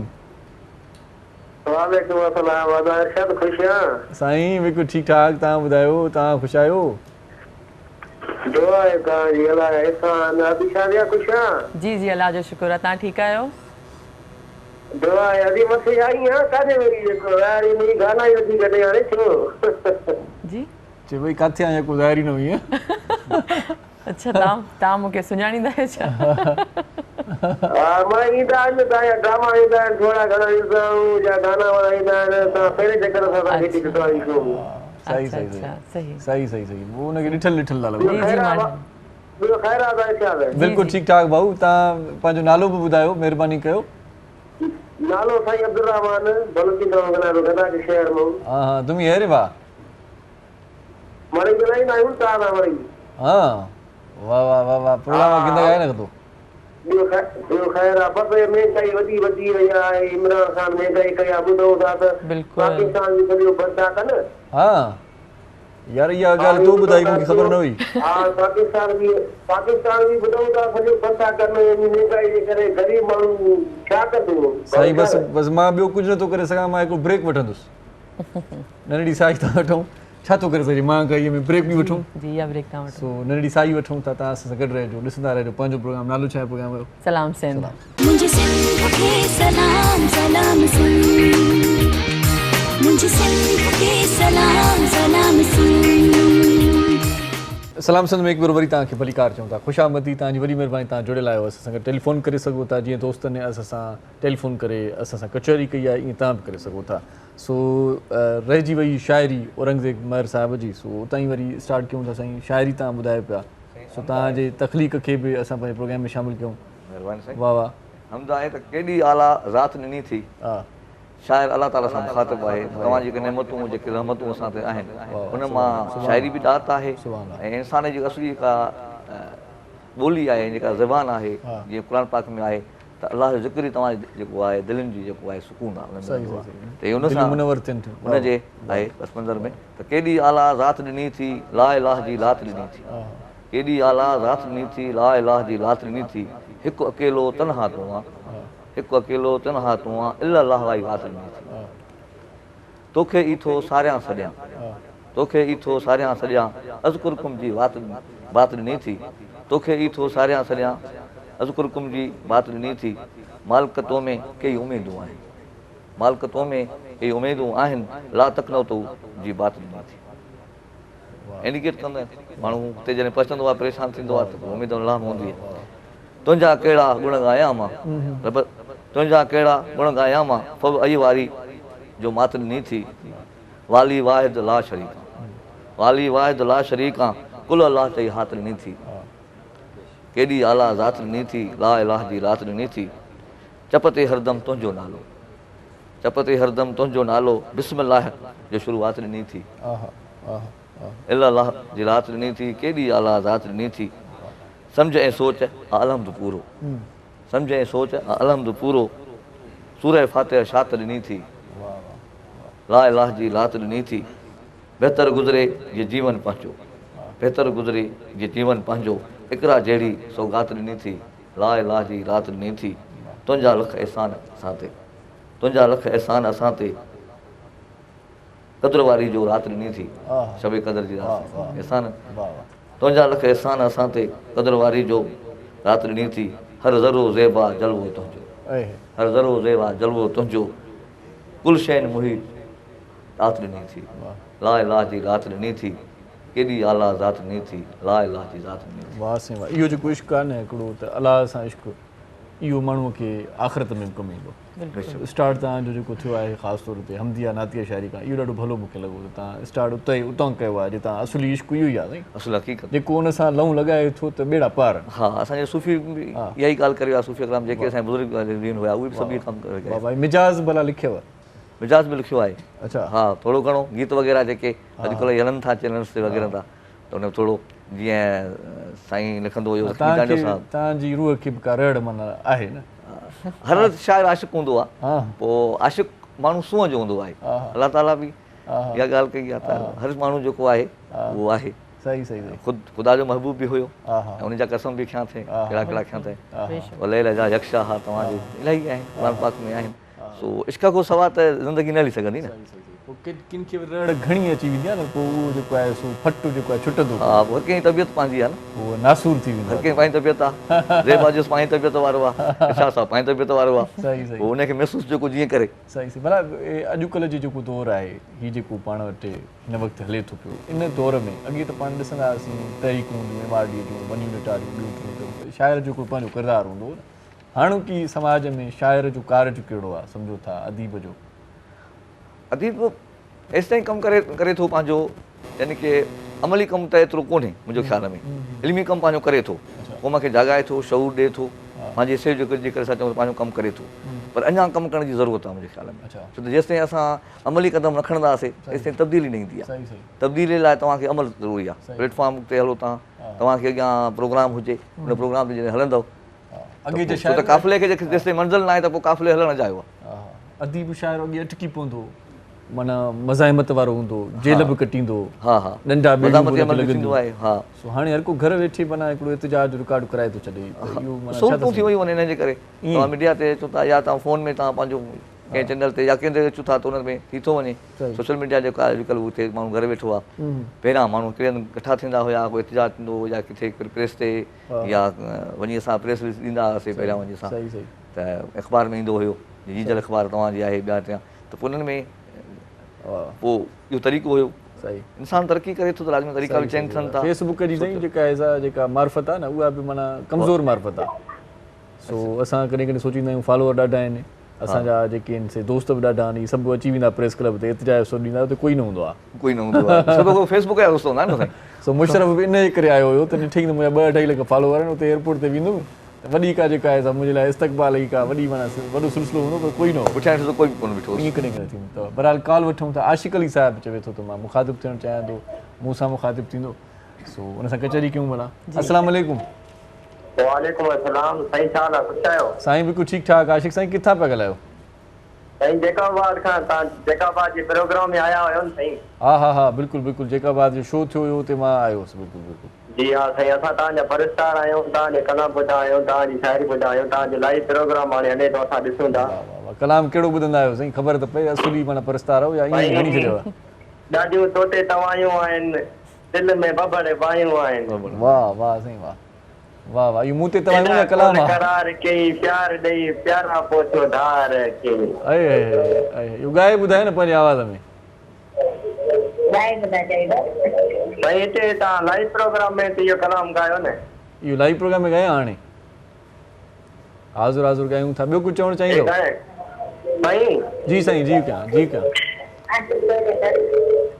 जीव क्या भला जीव क्या सदाई साण मुंहिंजो दुआऊं थई, मोहबतूं माण मुंहिंजो दुआऊं थई। वाह वाह वाह वाह वाह साईं वाह। सूंहं वारनि जो हर ज़माने में हूंदे अॻवान मुंहिंजूं दुआऊं थई, ऐं चंड तारा कंदा पिरी हर हर तुंहिंजी वाखाण मुंहिंजूं दुआऊं थई। ऐं तोखां इरशाद कीअं जुदा रहंदो, तोखां इरशाद कीअं जुदा रहंदो, सम्झी थो पाण मुंहिंजूं दुआऊं थई, सदाई साण मुंहिंजूं दुआऊं थई, मोहबतूं माण मुंहिंजूं दुआऊं थई। दोस्त फरमाइश कई, ॾाढो सुठो हिकिड़ो मुंहिंजो गीत हुयो स्टार्ट जो जेको एल्बम कयोसीं अब्दुल्ला साहिबु, उहो ॾाढो भलो कलाम हुयो। हो ॾाढियूं तोते तवायूं आहिनि, दिलि में बबड़ बायूं आहिनि, केॾा कोल करार कई प्यार ॾेई प्यारा पोछो धार कई। सोचता थी मां ॻायां कोन थो, अब्दुल्ला साहिब जो वारो आहे, ईअं वरी पोइ चवे त मूंखे छो घुरायो आहे। अब्दुल्ला साईं तव्हां खां ॿुधंदासीं कलाम, छा ॿुधाईंदो हाणे?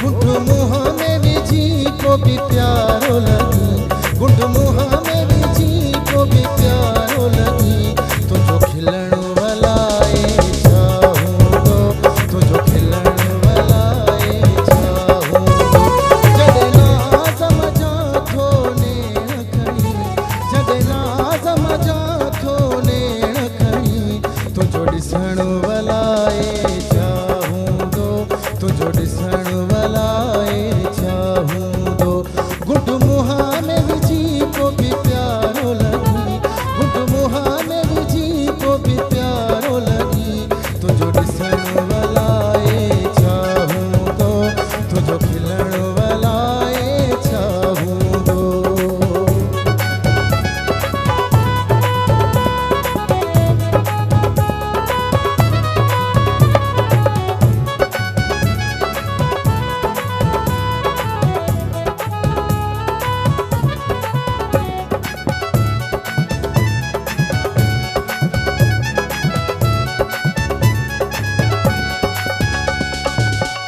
तुझी लोड लखन में ईअं हले, जीअं प्यार मझा को मोर टिले,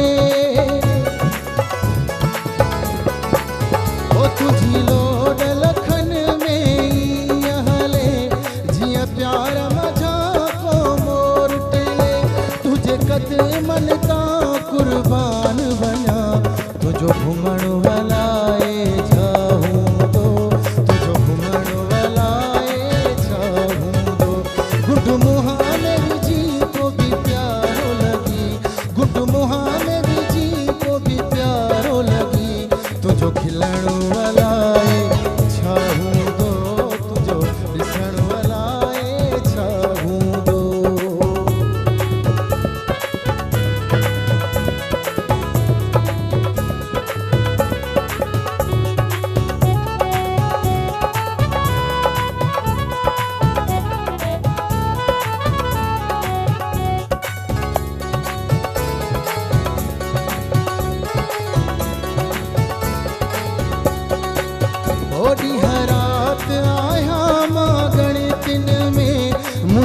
दीदा है तुझे धकेड़न में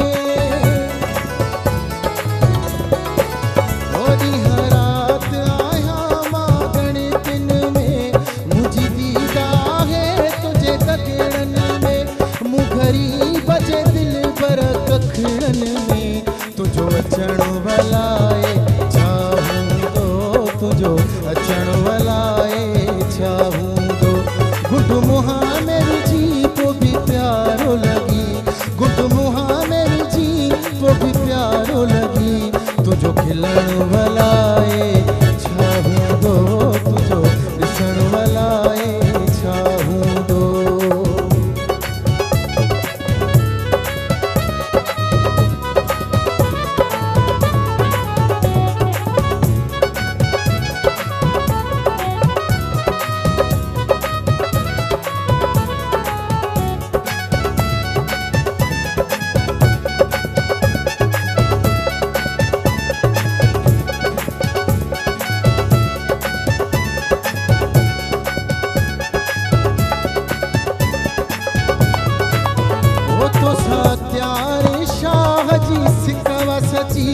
रखी प्यार जी तो सवा प्रीत पकी ओ तो सत्यार शाह जी सिकवा सची रखी प्यार जी तो सवा प्रीत पकी करे कुर्ब सजना मुझे दर ते अची तुझो मिलण वलाए चाहूं दो तुझो मिलण वलाए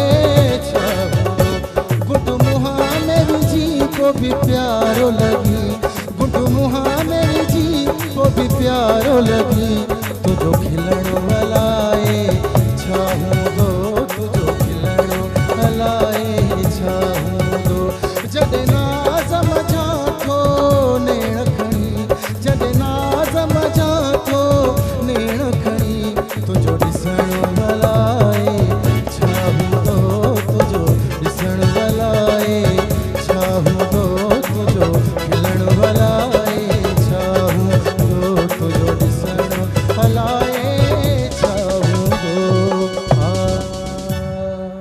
वाह साईं वाह वाह बेहतरीन जेको बूंदो प्रवाह जो हूंदो वाह वाह सो साई वठूं शाज़िया जी ब्रेक जो टाइम थी वियो आहे जी वठो था ब्रेक वठूं था नंढड़ी साही मोटी अचूं था तव्हां पंहिंजो प्रोग्राम ॾिसंदा रहिजो सलाम सिंध मुझे सिंध के सलाम सलाम सिंध मुझे सिंध के सलाम सलाम सिंध जी welcome back after commercial break ऐं आख़िरी लम्हा इन प्रोग्राम जा उनखे बि सकार थो कंदासीं कान का ॼाण कान इंफॉर्मेशन कुझु न कुझु तव्हांजे पले ज़रूरु पवंदो सॼो प्रोग्राम तव्हां ॾिसंदा कयो जेकी दोस्त असांजो ॾिसनि पिया उन्हनि जी वॾी महिरबानी आहे जेके नथा ॾिसनि त उनखे ज़रूरु आगाह कयो सुबुह सुबुह जो हीउ प्रोग्राम ॾाढो इंफॉर्मेटिव हूंदो आहे सुठो प्रोग्राम हूंदो आहे सो हिन सुठे प्रोग्राम खे वरी वधीक सुठो बणाइण जे लाइ तव्हांजो बि असां साथ हुजणु इंतिहाई लाज़िम आहे तव्हां साथ ॾींदव टेलीफोन कंदव असांजे प्रोग्राम में त असांखे अञा वधीक हिन प्रोग्राम खे तव्हां ताईं पहुचाइण में मज़ो ईंदो कोमरी मां हिकिड़ो फ़ोन बि अची वियो आहे ॾिसो मां ईअं माना ईअं ॻाल्हि रुगो कयूं फ़ोन अची वियो जाफ़र असां सां मुखातिब थियणु चाहे थो अस्सलाम वालेकुम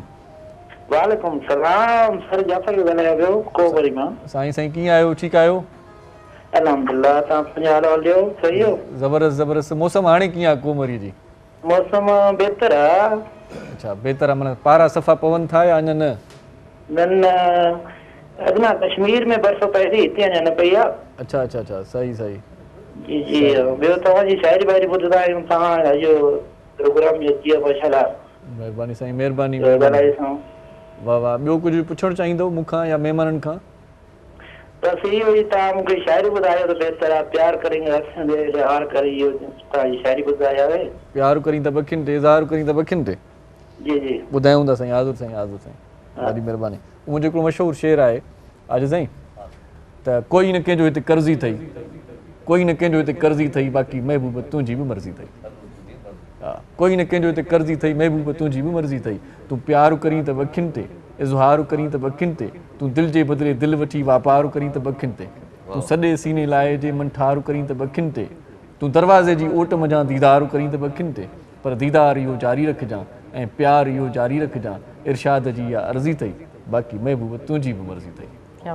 तोसां मोहबत मुंहिंजी सरस अथई जे दिलि में थोरो तरस अथई मूंखे पाण सां ईअं रखी छॾ न जीअं झोलीअ में ई परसो अथई हाँ तोसां मोहबत मुंहिंजी सरसो अथई जे दिलि में थोरो तरसो अथई मूंखे पाण सां ईअं रखी छॾ न जीअं झोलीअ में ई परसो अथई वारनि में वेठे रख रुगो मुंहिंजी दिलि खे छेड़े रख रुगो मां पुरज़ा पुरज़ा थी थो वञा मुंहिंजी मोहबत मेड़े रख रुगो हिन दिलि खे भली रांदी को कर पर रांदि खे रेढ़े रख रुगो ही प्यार जी पोख पची पवंदी मोहबत सां खेड़े रख रुगो इन मोहबत में ई सरसी अथई बाक़ी महबूब तुंहिंजी मर्ज़ी बेहतरीन हाणे तव्हां आगाज़ स्टार्ट जेको हुयो इन सवाल जो जी जी इंतखाब आलम साहब जैसे आपके patient protection society thalassaemia patients के लिए भी कुछ वर्क करती है? थैलेसीमिया के जो बच्चे होते हैं आपको पता है कि एक हफ्ते में किसी बच्चे को 2 दफ़ा किसी को 3 दफ़ा ब्लड लगाना होता है तो उसके लिए ब्लड की बहुत शदीद ज़रूरत होती है। तो हम मुख्तलिफ़ कॉलेजेस में जनाब कैंप लगाते थे वहाँ से अपना ब्लड कलेक्ट करते थे और जो मुख्तलिफ़ जो अपना थैलेसीमिया के बच्चों के जो सेंटर बने हैं ना हम वहाँ पर इनको देते थे। लेकिन कोविड में तो बहुत ज़्यादा शॉर्टेज हो गई थी और ये कि बहुत प्रॉब्लम हो गई थी बच्चों के लिए और वो बग़ैर उसके ब्लड के रह नहीं सकते थे। तो हमने कुछ जेलों में भी जाके वहाँ पर जनाब ब्लड कलेक्ट किया और वहाँ के जो कैदियों ने वहाँ के जो स्टाफ था जो डॉक्टर्स थे उन्होंने बड़ा कोऑपरेट किया।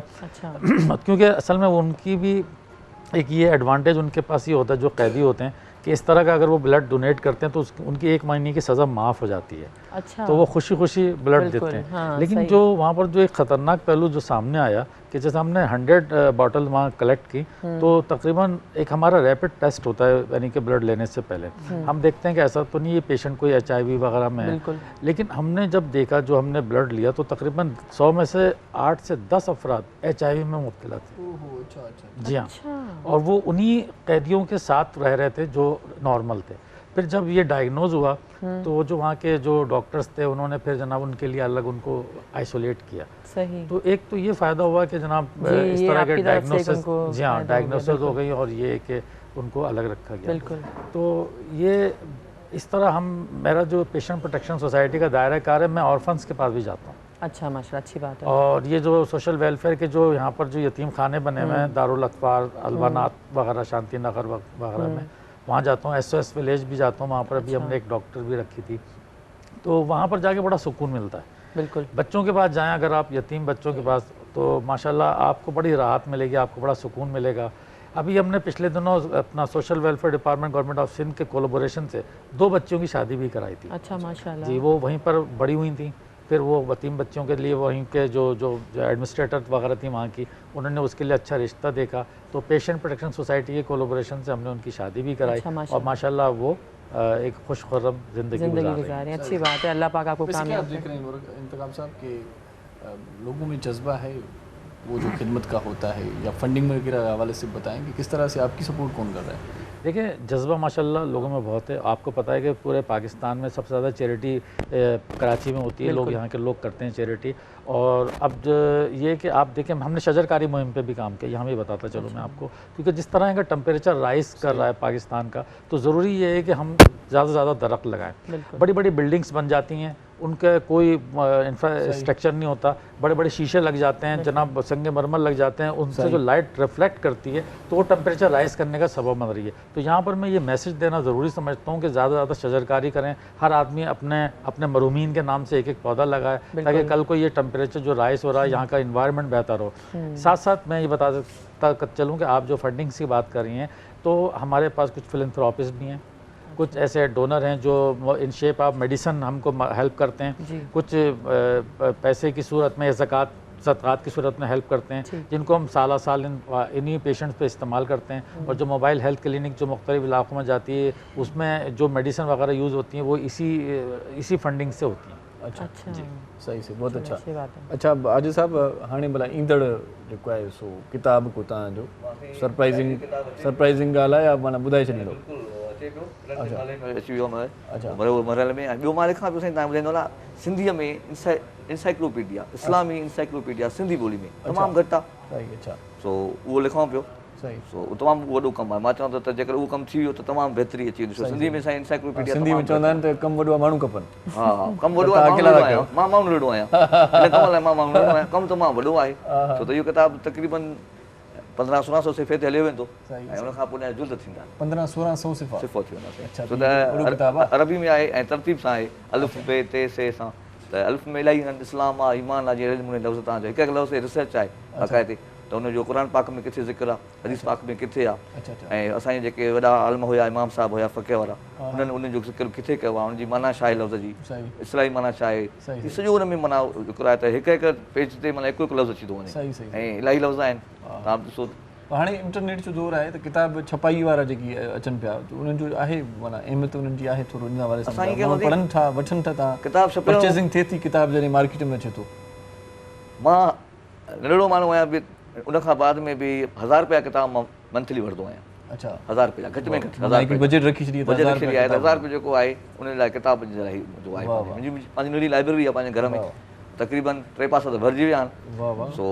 किताब ज़रूरी आहिनि तमामु सो त असांजो नौजवान मां इहो ई पैगाम ॾिनो त उहो किताब पढ़े छो तव्हांजो मुतालियो न आहे ऐं मुशाहिदो बि न आहे त पोइ तव्हांजो हलणु ज़िंदगी में सफ़र में थोरो ॾुखियो थिए थो हिनजे करे किताब ज़रूरी आहिनि बिल्कुलु ज़रूरी आहिनि तमामु ज़रूरी ऐं जेकी किताब हुन चाव रखनि था उन्हनि जो अकुल शऊर ॿियनि माण्हुनि खां थोरो वधीक आहे ॿियनि खां अलॻि आहिनि मुंहिंजी सोच हर शइ अलॻि आहे सो असांजो हिकिड़ो मां हिकिड़ी ॻाल्हि ॿुधी हुई कंहिं अदीब जी सो उहो चए पियो त यार मां इन उणतुण में आहियां त आउं जॾहिं गुज़ारे वेंदुसि जॾहिं मरी वेंदुसि ॻाल्हि ॾाढी कम जी आहे ऐं मरी वेंदुसि त मां सोचां पियो त मुंहिंजी गाॾी मुंहिंजो घरु मुंहिंजो बंगलो मुंहिंजी मिल्कियत फलाणो पुटु रखंदो हीउ सो फलाणो पुटु रखंदो ऐं रुॻो इन टेंशन में त मुंहिंजा किताब केरु रखंदो बिल्कुलु किताबनि जी वारसी करणु घुरिजे किताबनि जी मालिकी केतिरा ई अदीब आहिनि मां हिकिड़े अदीब खां नालो अदीब जेकी गुज़ारे विया मोहतरम हुयो सो मां नालो प्रोग्राम न वठंदुसि उन खां मां ईअं सम्झो 28 लख जा किताब वरिता पूरी ज़ाती लाइब्रेरी हुई साईं मूंखे रोई पियो अॻियां ऐं तमामु वॾो नालो हुयो तमामु वॾो 28 लख रुपया किताब वरिता हुन चयो मूं वटि किताब आहिनि इहे मुंहिंजा त हलिया वेंदा पोइ तव्हां वठो अच्छा पोइ मां चयोमांसि साईं पोइ कंहिंसां दोस्तनि सां को सिस्टम करे तव्हांखे वठंदासीं पोइ 28 लख जा किताब वरिता 20,000 खनि किताब आहिनि उहे तक़रीबन ऐं चूंड किताब आहिनि साईं जा इहो बनीअ जो केतिरो टुकर खपायव बनीअ सां वटि महांगियूं आहिनि चकर में ॾाढी महांगियूं असां वटि 2 खां 2.5 करोड़ एकड़ आहे हिन वटि जेका आहे 28 लख रुपया किताब वरिता इहो माना वॾो माना हा वतो असांजो हिकिड़ो पंहिंजो दोस्तनि जो आहे असांजा दोस्त आहिनि जेके गॾिजी सॼी कमु कयूं था सही सही ऐं उन खां पोइ मां समाजी कमु बि कंदो आहियां पंहिंजो पोइ 28 लख जा किताब वरितव त घर में झेड़ो न थियो त कलर थीड़ी आहे रखण ते झेड़ो आहे रखण ते झेड़ो आहे सो हुनजे लाइ मां वॾा बक्सा बि वरिता आहिनि जेके सिंधियुनि जे वॾी पेटी जेके सती सिंधीअ में असांजा वॾा चवंदा हुया उहे 3 खनि वरितियूं आहिनि संदूक चवंदा आहिनि वॾी इहे सवणी वग़ैरह असां रखंदा हुआसीं माना हूअं ॿराड़ीअ में जिते पई हूंदी आहे संदूक हुन में पई हूंदी आहे बंदूक तव्हां वटि किताब पिया आहिनि हा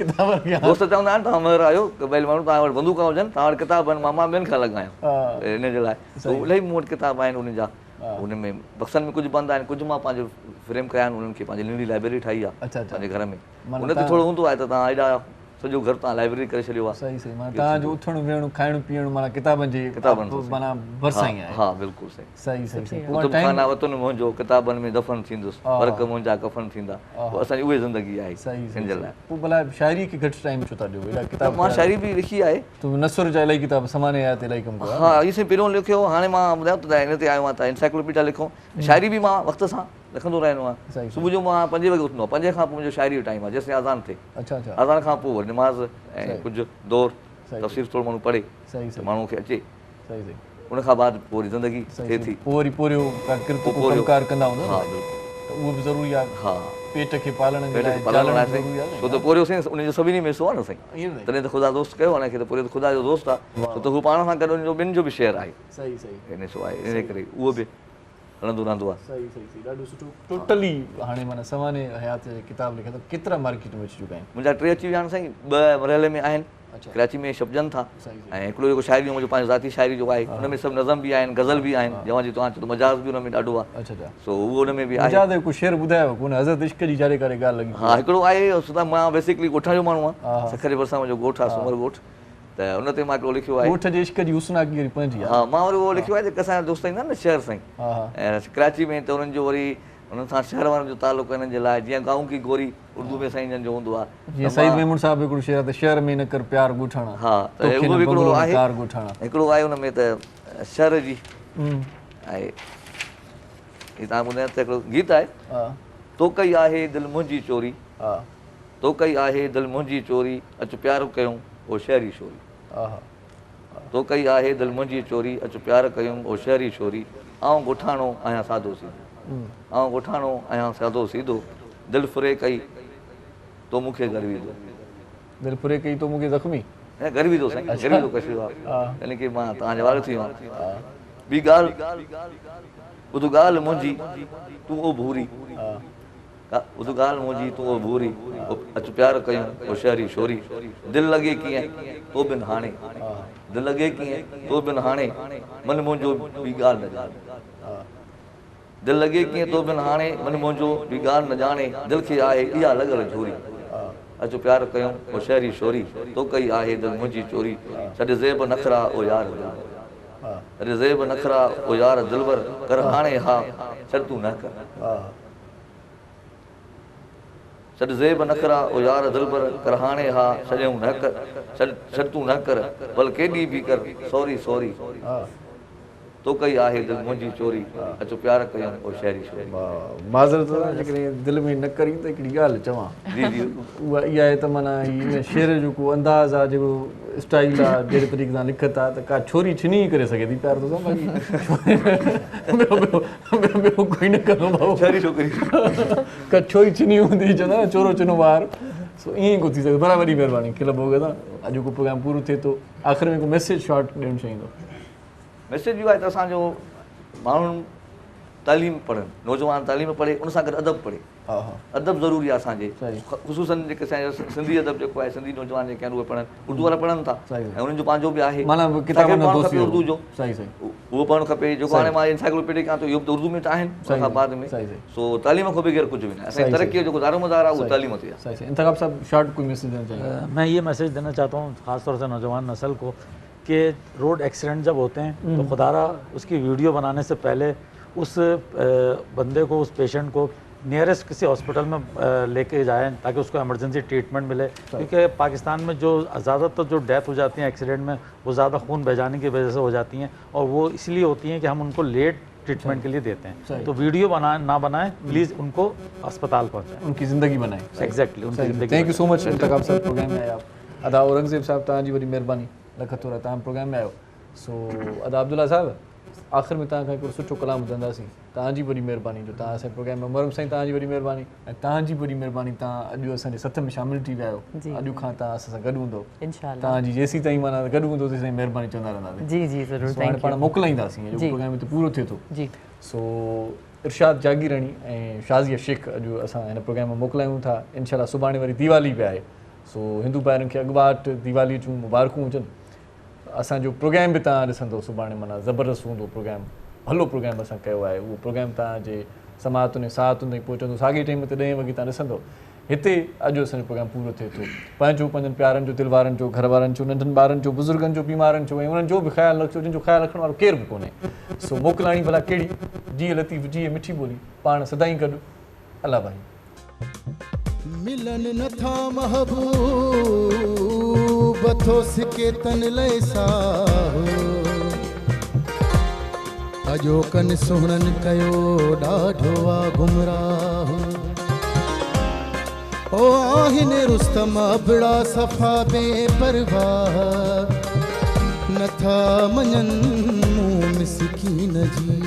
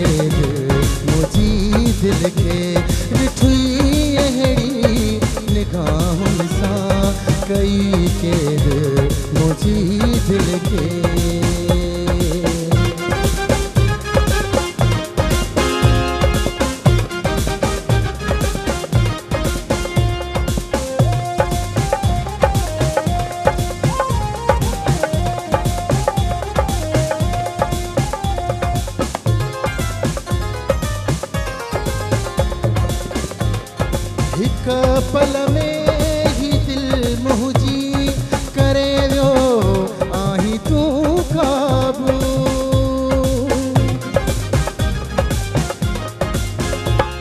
हिक पल में ही दिल मुंहिंजी करे वियो आहीं तूं काबू निहारे सुहिणी अखियुनि सां निहारे सुहिणी अखियुनि सां मुंहिंजा दिलबर ॿुधी मूंखे ॾिठी अहिड़ी निगाहुनि सां कई क़ैद मुंहिंजी दिलि खे ॾिठी अहिड़ी निगाहुनि सां कई क़ैद मुंहिंजी दिलि खे अलाए कहिड़ो अथई जादू अलाए कहिड़ो अथई जादू रुगो वेठो ॾिसां तोखे ॾिठी अहिड़ी निगाहुनि सां कई क़ैद मुंहिंजी दिलि खे ॾिठी अहिड़ी निगाहुनि सां कई क़ैद मुंहिंजी दिलि खे मुझे सिंध के सलाम सलाम